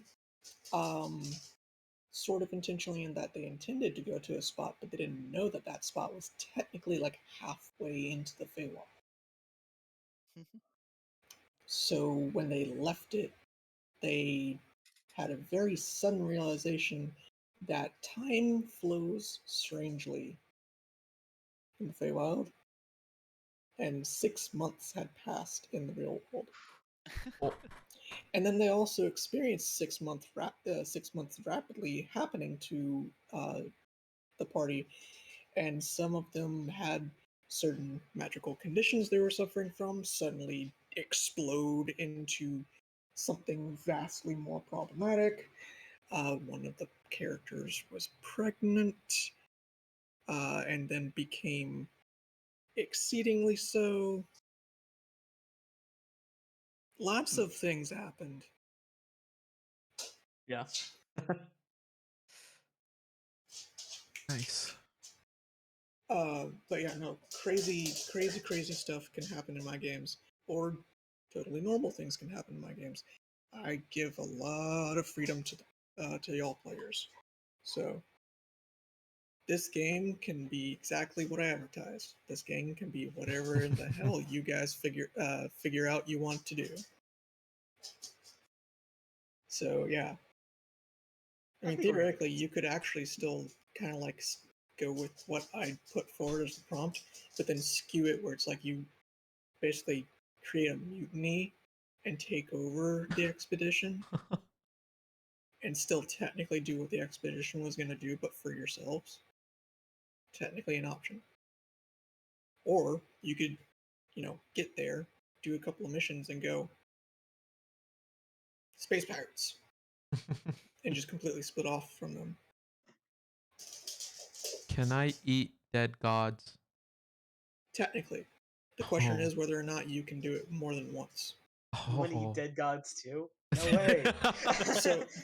So yeah, that's actually the thing. Is Scratch the kobold is a cook, like I said. Oh He loves to yeah. cook dead gods. Give me a bowl.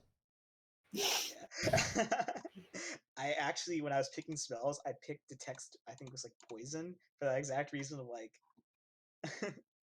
I'm all set that once we kill a boss, I'm Yeah. Purify food and butchering drink. you. I think it was purify food and drink. Something Okay. like I have detect poison disease. That's the one I that. have. Okay, that works. But yeah,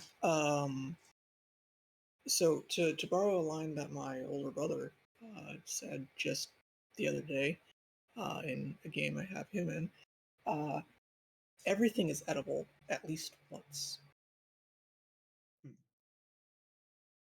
But sometimes only once. Oh. You can eat it. The question is whether or not you can eat anything else ever again. Oh. And just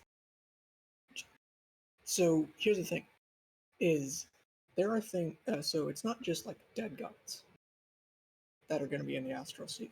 They're going to be entities of immense power that might be slumbering, or are also dead, or never died and people don't even know they exist.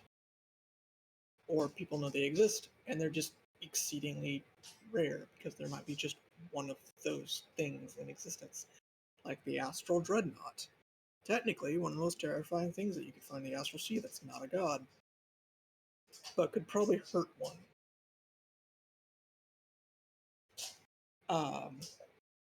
That literally has a pocket dimension instead of a stomach. I'm not joking. If you get eaten by an astral dreadnought and you survive the process of the bite and all that, you'll live. You won't be digested. You'll be in its pocket dimension inside of its stomach. Holy shit, that's a cool thing. You can have an entire civilization in there. Oh. Oh my god. That even might be something you encounter, for all you know. Haha. Interesting. We become pirates. This is our pet. If you could somehow figure out how to pilot an astral dreadnought, Holy fuck, that's the best just idea. the fuck.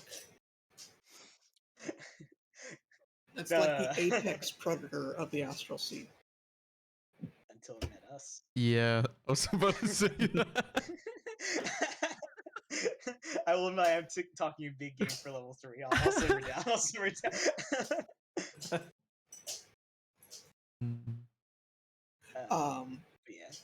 But yeah, no. Whatever direction you want to take this game, it will go in that direction. Sweet. There will be realistic repercussions for that, but yeah. Oh, I can't lie, I'm very excited. Me too. Yes. Yep. Does anybody else have questions about how to fit in their character or lore about the setting? I got some like technical questions. Okay. So as default, I just picked Fallen Asimir, but I saw that you have Seeker Asimir, and that looks like it fits me, like my backstory better. You could go with that. Okay, cool. And another thing, how do I calculate my hit points? What do I do? Usually it's calculated for you. The default is that you just get the average roll for your hit die every level. You can manually change that if you want to roll for each level. Okay, yeah, because I just set it to max, and I know that's probably not right. Yeah. Okay, so where do I go to do this? Just in. On your character sheet. If you go manage HP, Mm-hmm. there should then be 3 numbers, and if you whatever your what class are you? Barbarian. I believe that's a D12.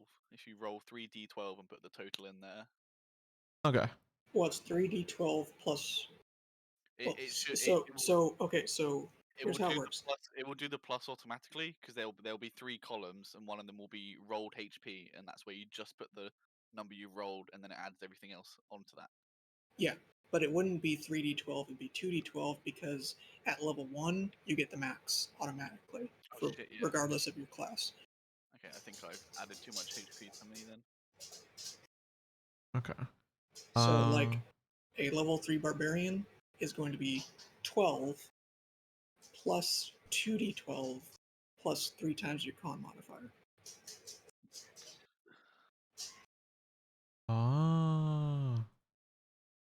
Got it. I gotta do this real quick.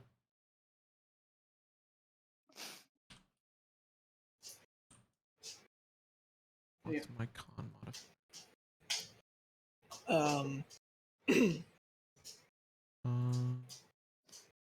It says for the rolled HP, I just need to put 2d8, do I? Yes, 2d8. Okay, because I rolled 3 by accident, I'll re-roll another 2.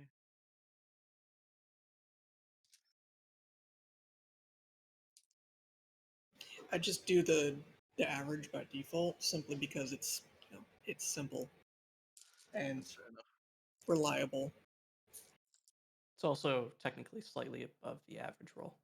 Technically, but only by like a half hit point. Yep. If you do the math without rounding. But even then, that's, I mean, it can add up as you level up. It's like, every couple of levels, it's essentially like 1 point above the actual true average. Mm.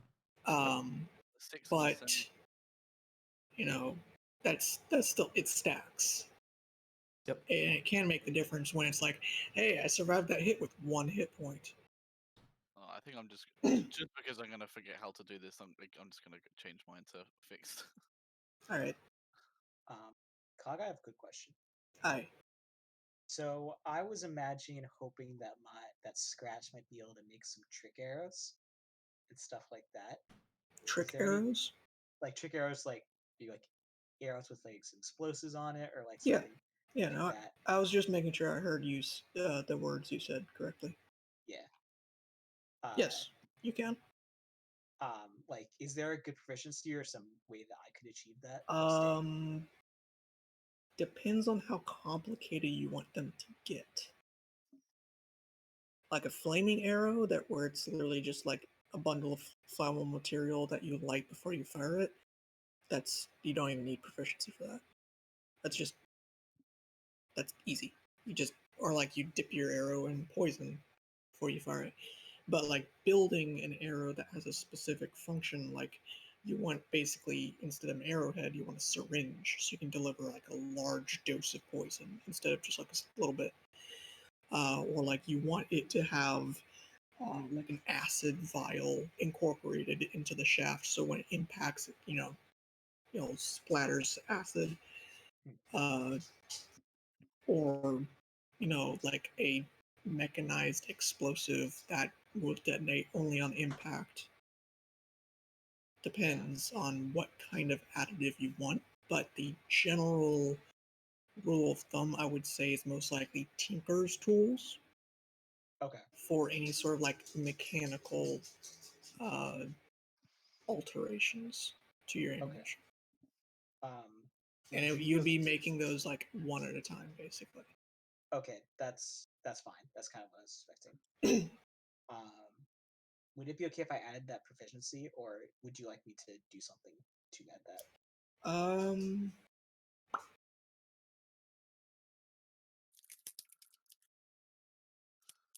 You're already a Drake Warden. You already have the cook Let's see.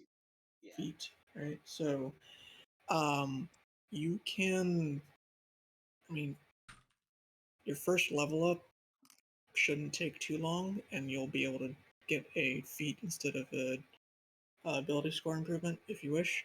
Okay. And if you pick up proficiency in a tool that I deem relevant to whatever specific type of trick arrows you want to make, then yes, you can start making them then.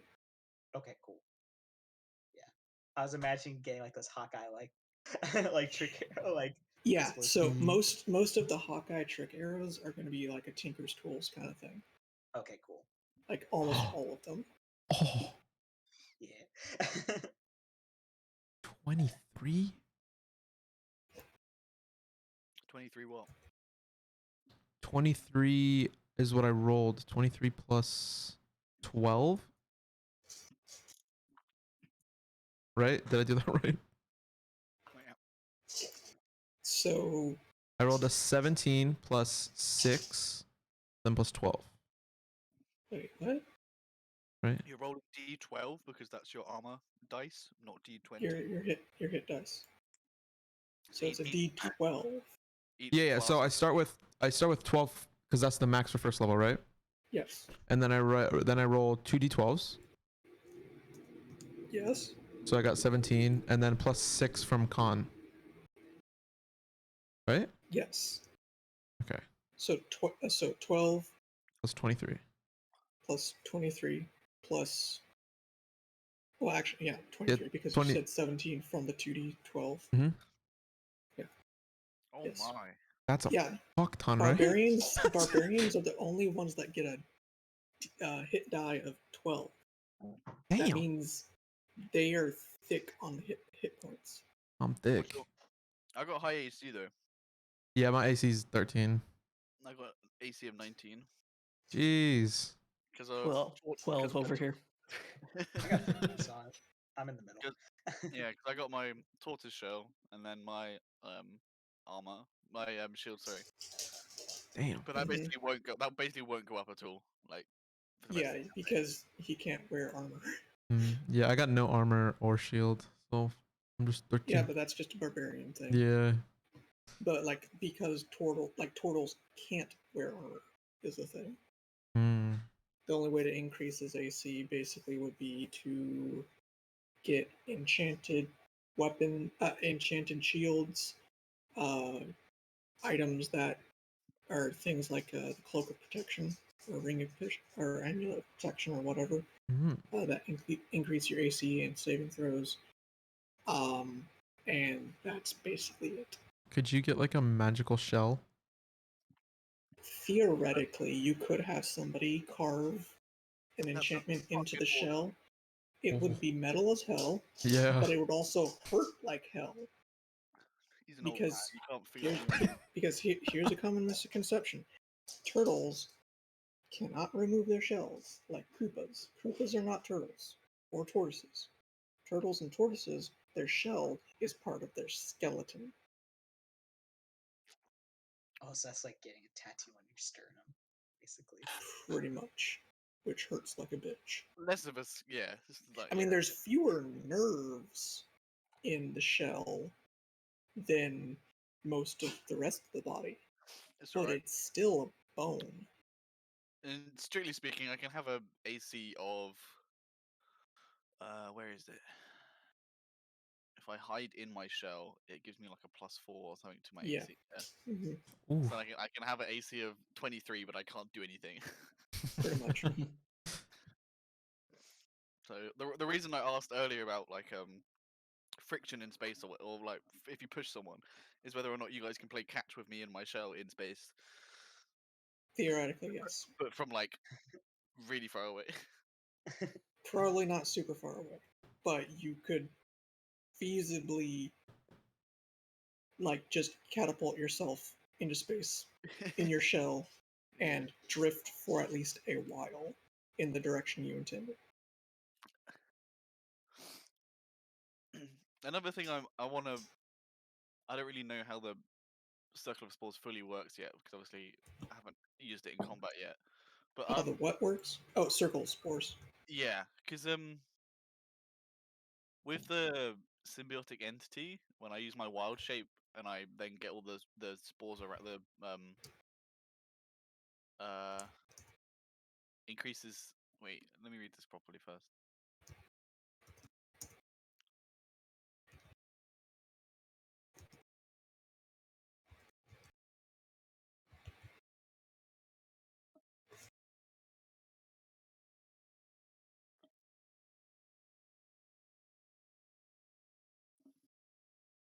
Don't worry.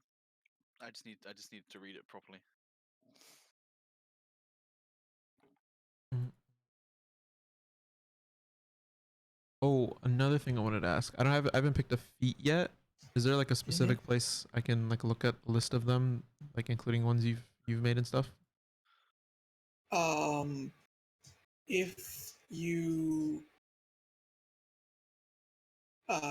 if you look at your character sheet and you go to the section where it shows your feats, you Mm-hmm. can click Manage Feats, and it'll show a list on the right side of all the feats that you could feasibly get.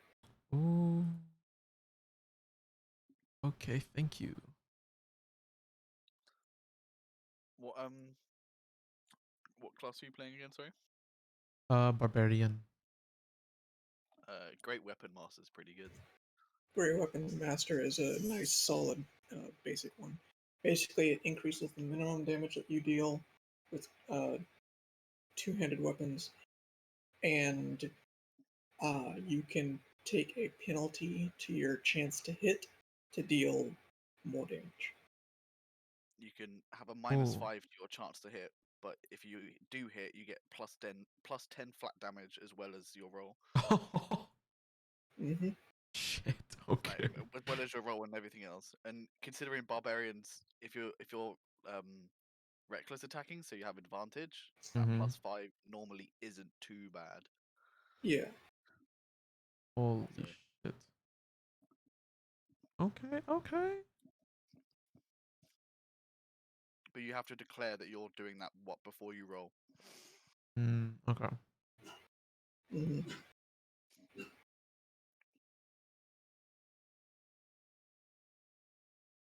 because I was looking at a few. The ones I noted down were slasher and resilient. Mm-hmm. But I don't know, because I was thinking slasher because it's +1 of my decks. And that would be nice, but I don't know. Depends if you just want to go I all out damage. am Are you on an odd going number for decks? Yeah. What's going on? Tech. I am sending you a list. Because I'm on even numbers on everything else except decks.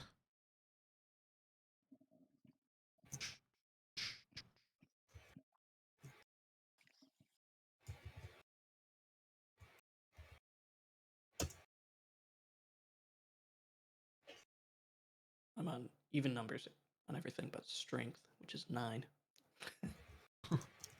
I probably won't increase that.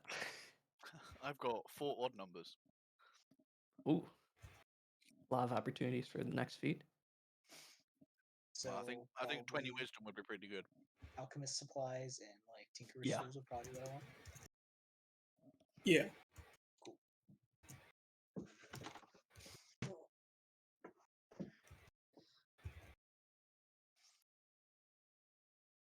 Now, was it a cloud top district you said the nobility were at?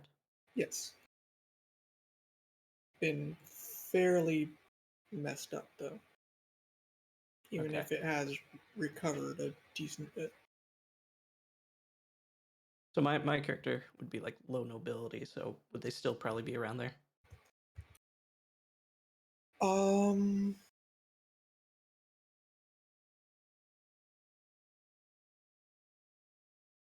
Potentially. Okay. I feel like they would then leave though once they started working. Mm-hmm. How far, like, spread cross was this advertisement for this for this adventurers guild that we're going Well, it's to. not an adventurers guild. It's a it's just an ad basically for mercenaries. I see. You would basically have one. You would essentially need to have been in Emon to see it. Okay, so it was just somewhere in. Yeah. Okay. Yeah. Cool. Because it's not like a super like if they advertise in Emon, they've already advertised everywhere that matters. Cool. Because Emon is such a huge hub of so many people. Yeah. So Cool. kind of like if you are able to advertise widely enough in that one city, you're good. Yeah, there's no point advertising outside of Amon when you're going to get the people you need inside it because of how big it is. Because of how big it is, the fact that it's also a port city, the fact that it's a city on a couple of major roadways, the fact that Sounds it's a city that has a skyport, feel like you're so- gonna get people from everywhere. He's just wandered into town. He's been lost around town, and he's just.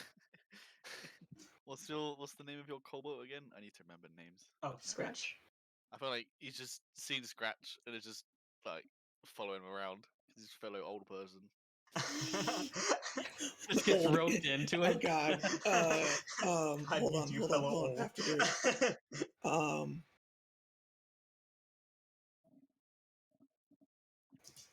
My character definitely actively sought Hold this on, out. hold on. I have to.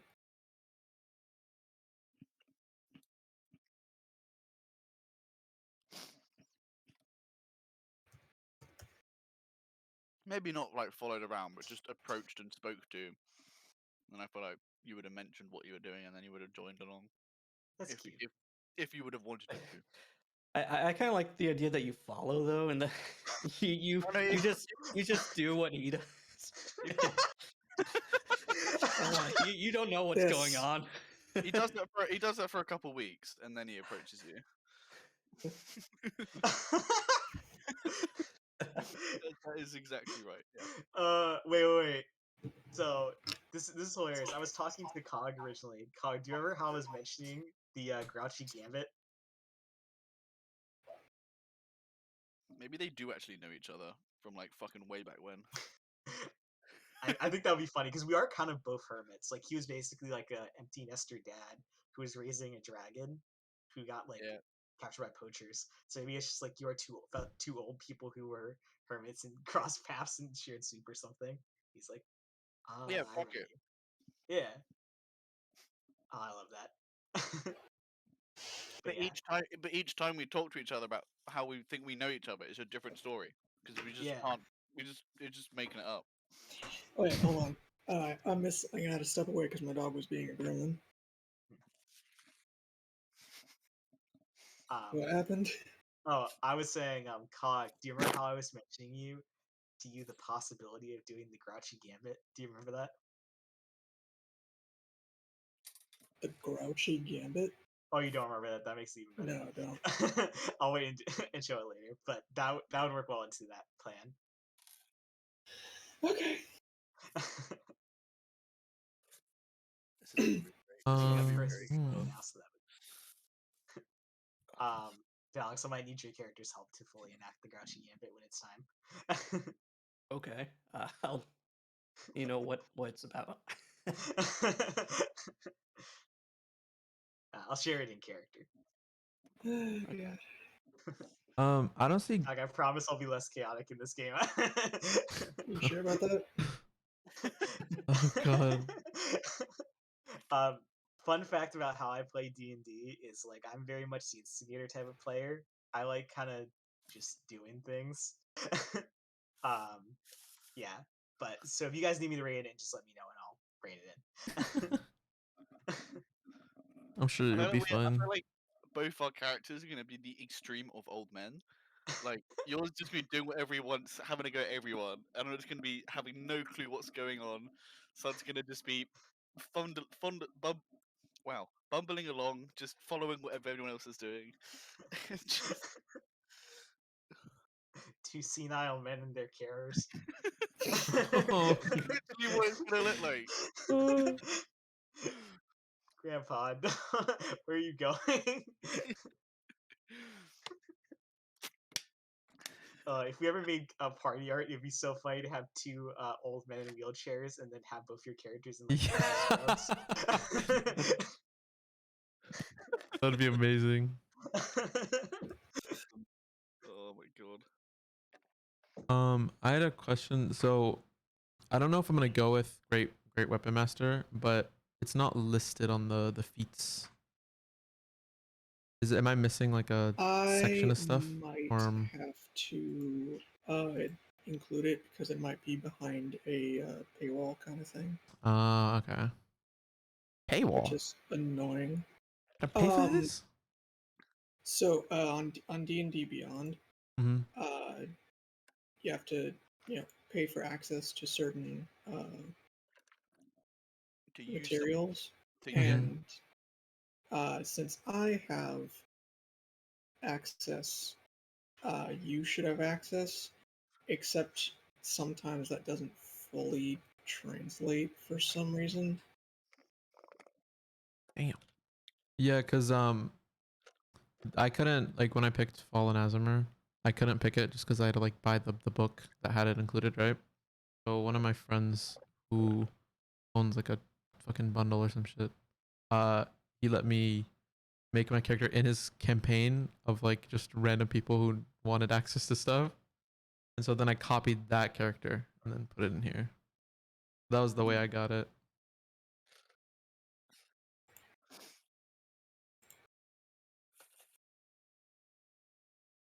So, but you don't like, you already have it, right? Like you don't have to pay for it.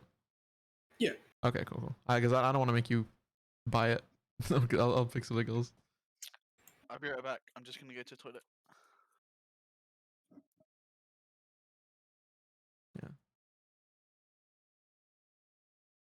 Do you think it's worth getting something that adds to my dex just to make it an even number, or is that something I can like worry about later? What was that? Because my dex is at a odd number. Yeah. So do you think it's worth getting a feat that would make it even, or is that something I should worry about later? It's probably worth it. Ooh, okay. Mm. Because Dex is just so useful to so many things. Mm-hmm. Yeah, especially one more for your dex save. Ooh. Yeah.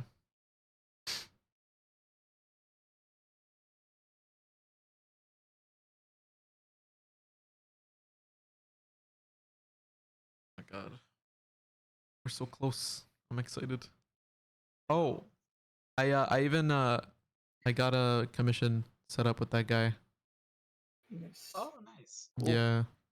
So my work will come in like a week or two, I think. Yeah, he was pretty fast. Yeah, I think the delivery time's 9 days. What he puts. Yeah. I got in 7. Okay. He seems super excited to do my art too, so So nice. I love that dude. yeah. Hey, he's very nice.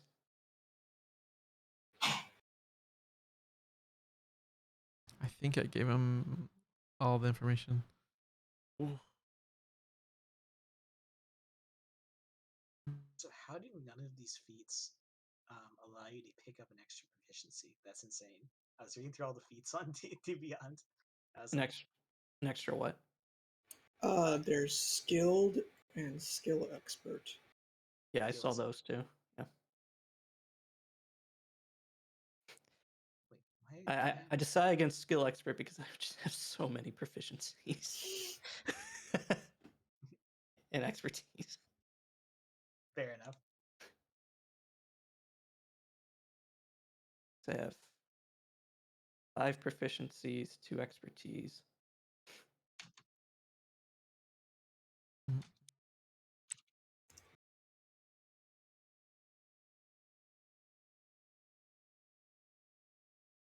Mm, I've returned. Welcome back. Thank you.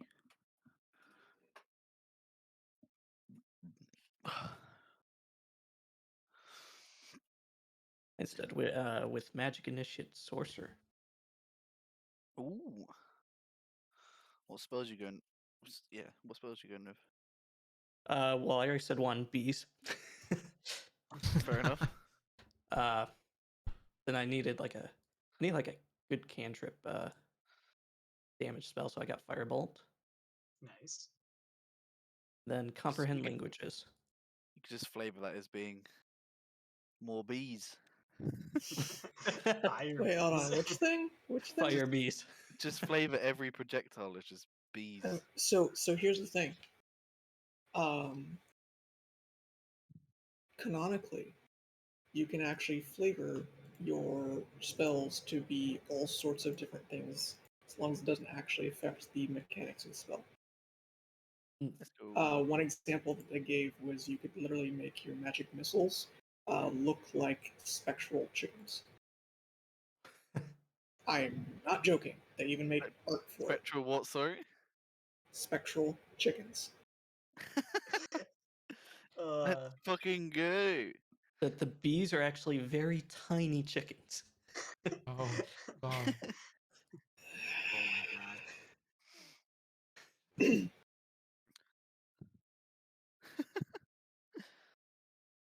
Wait, I There think this. was. I was trying to find something.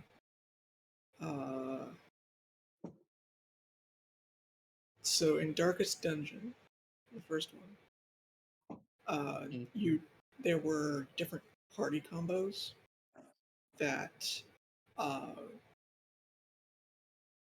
would give you Titles, right? like special names for different combinations of heroes.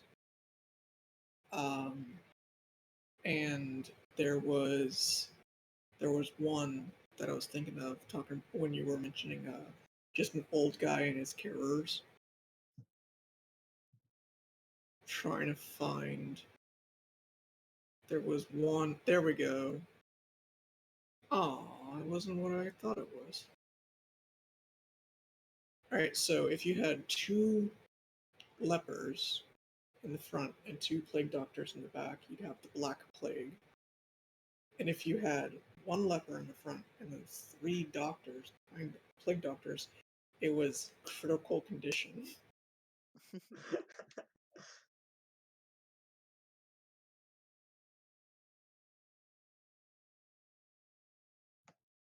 That's awesome. Yeah.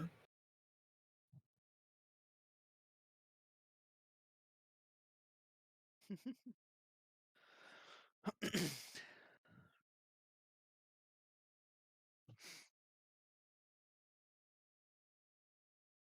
can't stop watching this GIF. Locked. What? The old guy's gift? Yeah. It was a good gift. It is a good gift. All old people know each other. Did you not know that?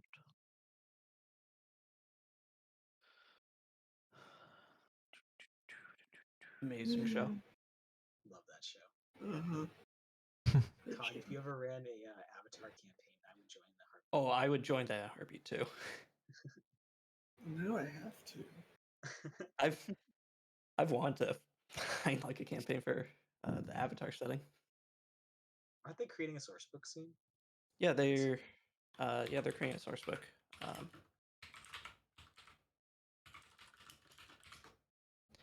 Because that wasn't that on. Did they How do I fund do it through Patreon or something? I think so. Not Patreon. Kickstarter? GoFundMe maybe. I have a +2 to stealth somehow? This bodes well. We're rolling pretty good. Let's do an attack.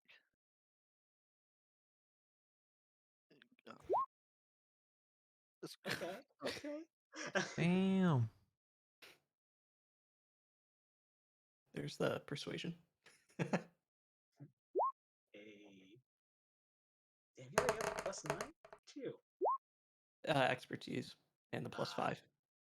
Nice. And No, I bet. the minimum that can be is a 19, Oh shit. since persuasion deception. Anything rolled below 9 or below is treated as a 10. Oh, yeah, because eloquence bard. Yep. Silver tongue. God. I want my character to really be good at hiding that they're a changeling. I'm gonna claw you with my claws. I just think it would be so funny if we had a scene where it's like, didn't you look like something different before? No. No, oh No. god. Have you ever seen Men in Tights? Have you ever seen Men in Tights? No, I haven't. No. Oh god. There's like a running gag that Prince Henry, Prince John has a mole, and at one point he's like, "Wasn't your mole on the other side?" Because it was on the other side of his face. It's like, I have a mole.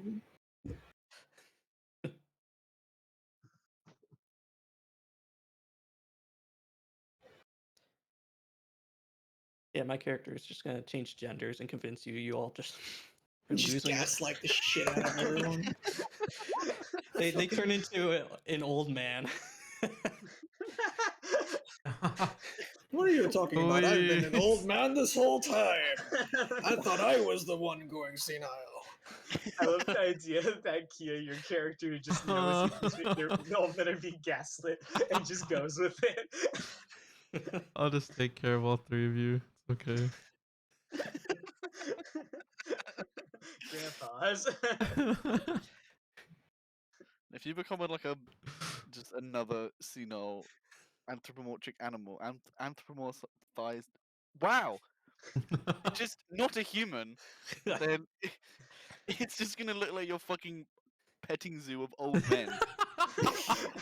No, wait. If that happens, Cog, you have to name this chat the nursing home. Oh no. Regardless, like Nursing half home of in the party, space. half of the party The are nursing senile old men. I mean, Instead of the International Space Station, it's the International Senile Station. Rolling with my grandpas. Pulling up to the Astral Sea with the grandpas. You know, Sonny, back in my day, we used to beat people with cranberries. Oh. Oh my. Back in my day, we had to stand on ground. You kids don't even need to do that. The fancy astral sea. I feel like I'm floating, or am I just having a stroke?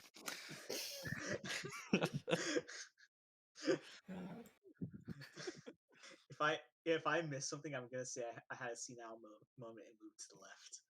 Oh no, like or I moved to the right into an attack if I miss a dodge.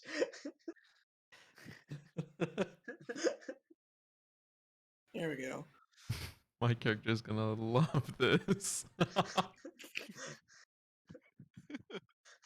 I like to think that we're like the people that have been looking for these mercenaries, like everyone else is, and they've just put all the old people together, like and then you've just been lumped with them, like we're Okay. like just the last people, we've just been lumped So, together. he's like, am I floating or am I having a stroke? Made me immediately think of this.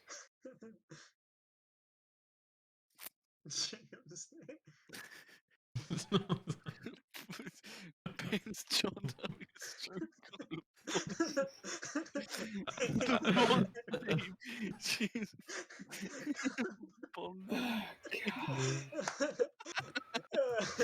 I love that we're all on the same page because the Grouchy Gambit was basically I was pretend that I threw my back out in order to gain sympathies from other people in order to get a better deal on whatever was in front of me or confuse whatever I was attacking.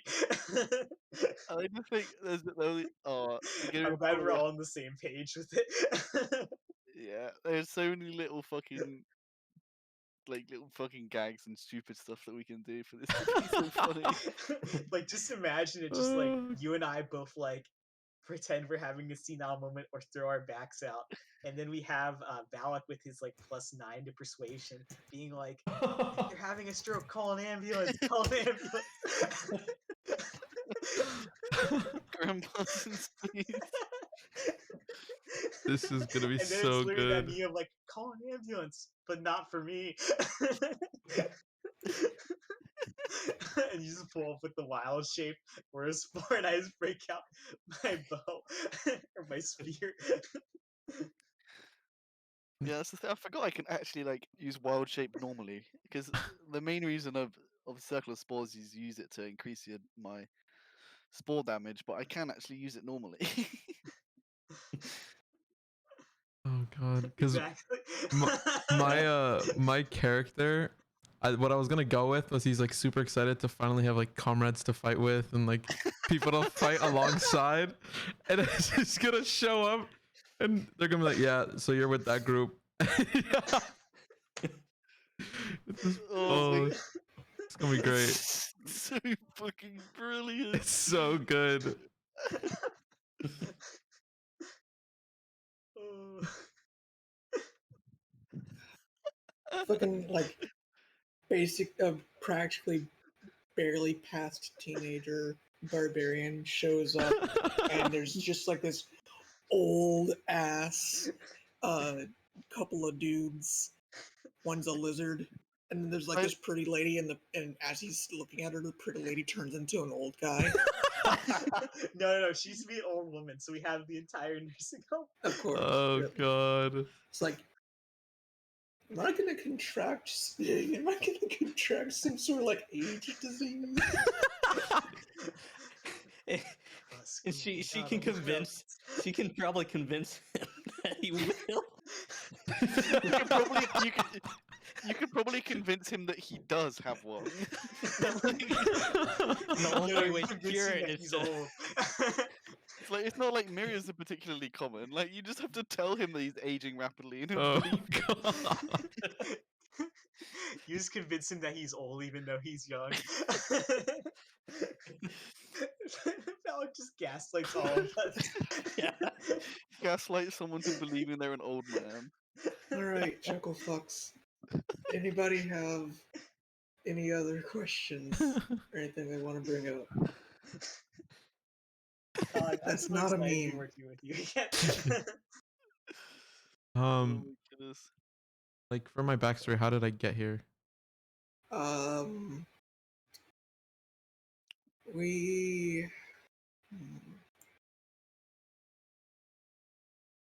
We will say that you. Let me pull up a map real quick.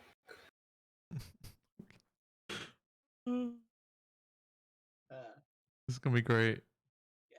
I'm Party excited. consensus. Before we go So- off the rails, if we go off the rails, we're at least getting to space. because because canonically Sud like genuinely won't really. I'm not doing like the whole like he doesn't remember anything. Like he'll obviously be knowledgeable of his past, but it will just be like fairly inconsistent and like just he's not entirely sure.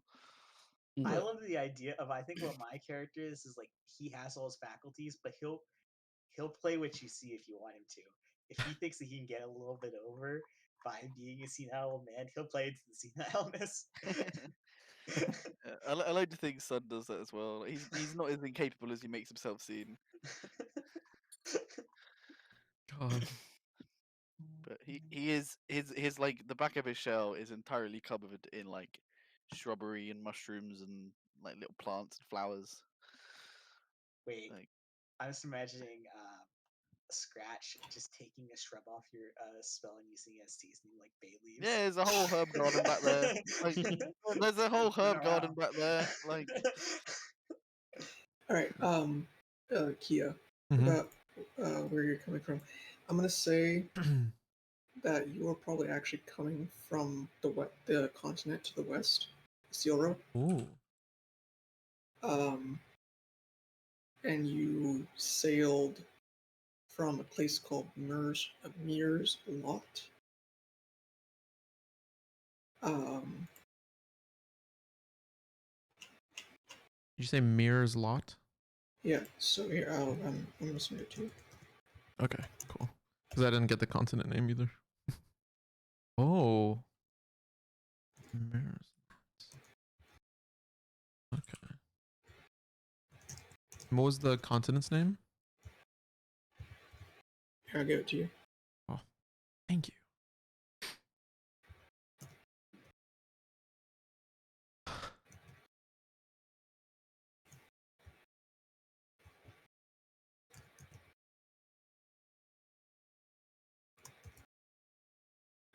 I traveled a whole continent. Well, you didn't travel a whole continent. You traveled from a the continent whole across ocean. a dangerous sea. See, yeah. So you're the pirate. Yes. Actually, I swam the whole way. I swam here.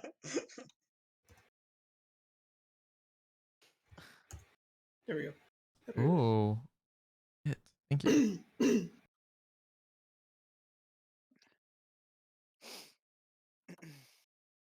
I was right to assume that most people are distrustful of changelings if they know they're changelings. Changelings are rare to the point that most people don't even know they exist. Okay.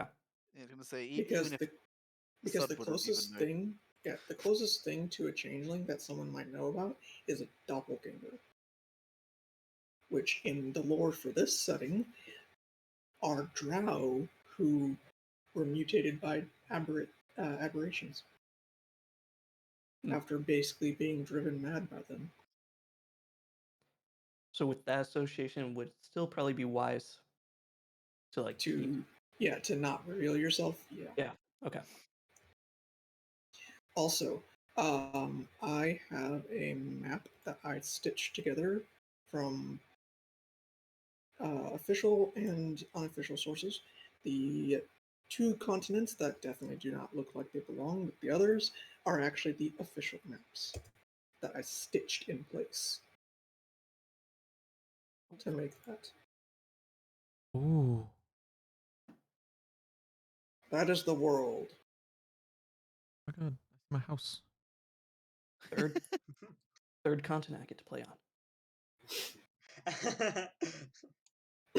Just go for how trick to play on every continent. on. Although for one of the games it's looking, we might go to Silra. Oh, nice. So maybe we'll meet up. Wait, so which one you were talking about? Imagine how hype that would be if Picking like up the pieces, how many right? Yep. met up at Yeah. once to do like a raid boss or something. Fucking, that'd be too chaotic. So here's the thing: I did actually run a game at one point that had 10 players. Wow. It was awful. Then again, at the same time, I barely knew a couple of them. It was also one of my first times DMing, and I like hemorrhaged players very rapidly, which was a good thing because there was no way I could have continued the game like that. Mhm. Doesn't help that two of you would be playing two characters. Oh, I'd be down for That too. Yeah. Well, that would be fun though. Theoretically, one of you could be playing 3. Oh damn. Oh my goodness. I would just be interested in the group dynamic between those two. Just fucking They are single not. old people and a cult. No, I'm talking about the picking up the pieces where this one too, but that one they're like polar opposites right now. All right, so here's the thing. So this party, You don't know where bunch of this old man's been. So here we go. So this party, Graveyard of the Gods, which is also going to be Grandpa's and Space apparently. We have a bunch of mercenaries, some of them being fairly old. One being a person who's trying to, kind of like start their adventure properly. And I'm the one who's seeking revenge. Then I've got a game called Picking Up the Pieces, where the group are survivors from an attack on a village during the opening days of a war between two nations. And they've decided to basically get a mobile home and get the fuck out of the nation they're in right now because it sucks. And one of them is a drow who is the predominant race of the nation they're in right now is at war with, Oh. meaning drows are assumed to be spies and enemy agents. Just Yep. as a rule of thumb. And that's my character. Yeah. Then I have Involuntary Adventure, where everybody was individually kidnapped and experimented on, and then they busted out. And now they're planning on how to rescue one of the player's characters' wives from a nobleman in a town they only got to a couple of days ago, with the aid of an insane aberration that used to be a devil.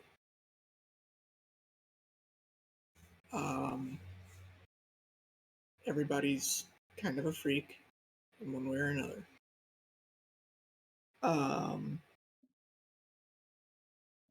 Then I've got my only in-person game. It's a group of merchants going on an adventure to make money selling their wares, getting new wares to then sell, with various different specific motivations for why they're doing this, plus one fighter who showed up slightly into the game, who they basically hired on as like, hey, you're an actual like warrior who can stay on the front line. We had a monk, but like the rest of us typically hang back a bit more. So congratulations. And then I've got the one that used to be delving into Deep Iron, but now it's speedrun shanties. Yep. Because that was one thing we didn't mention was there's the running gag that they were going to speedrun getting arrested or some shit. I mean, we did pretty good job at speed running getting the ship. Yeah, Yeah. yeah, you did. The drug smuggling skip was very effective. We lost some time on the party down Just there. wait until you come. Just wait until you come to Imon and start pillaging, and then we get given a fucking we're hired as merchants to stop you, Oh, that would be great. like pillaging and pirating.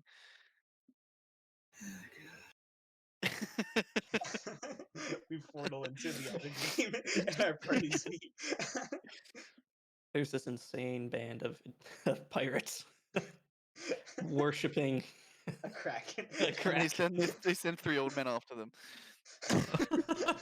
Here, actually, And their nurse. And And their caretaker. yeah.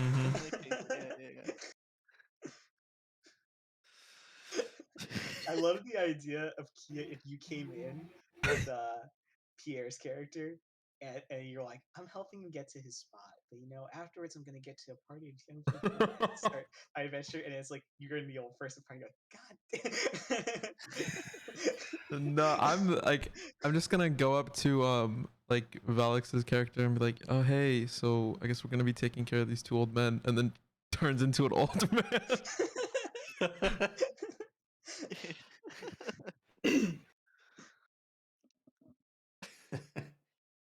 That would be funny if they did that. We're gonna be able to get into wherever we want to, though. Like you just have to. You just have to. We're old people.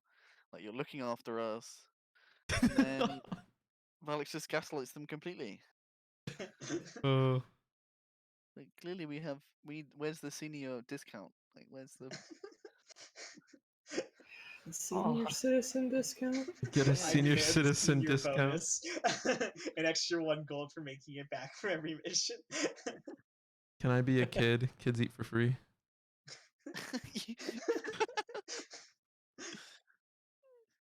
Hold on. I mean, I can also make my character look like a child. I eat for free. Oh my god. You must be this tall to kill the god. Hold on. Trying to find it. Where's the session bingo? We're actually There we so old. are. We're actually so old that the god's asking us how to be immortal. There we are. So this was made by one of the players and picking up the pieces. The one where they're the Yeah. survivors and stuff.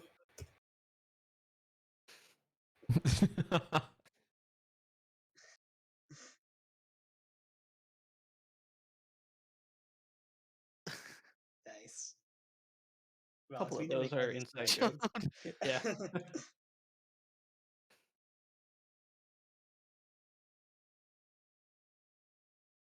Oh wait, there are gnolls in the other campaign. There are nulls in pretty much all my games, in one way or Oh, another. nice.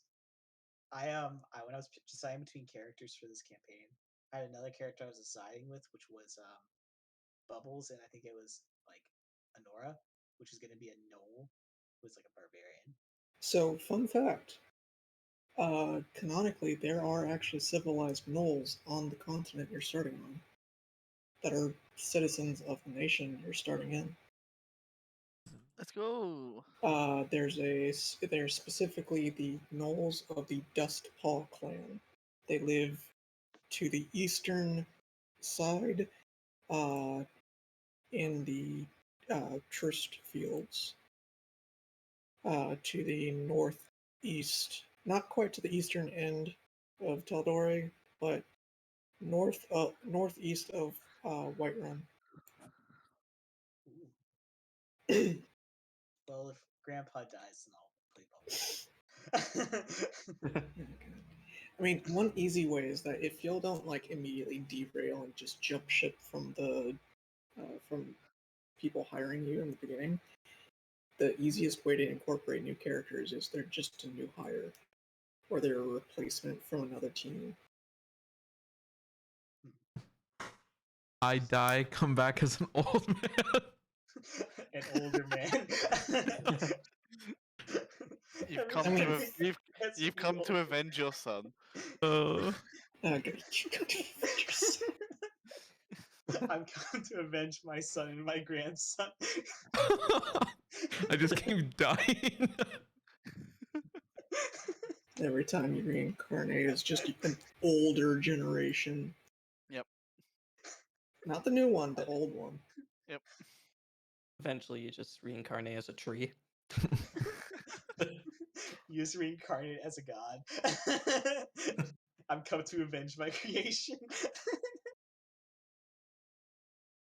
Oh my god. I'm one of the Okay. dead gods.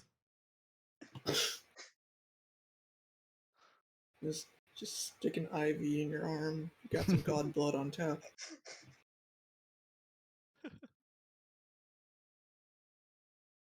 All right. So I think with that final chaotic point, we'll call it here.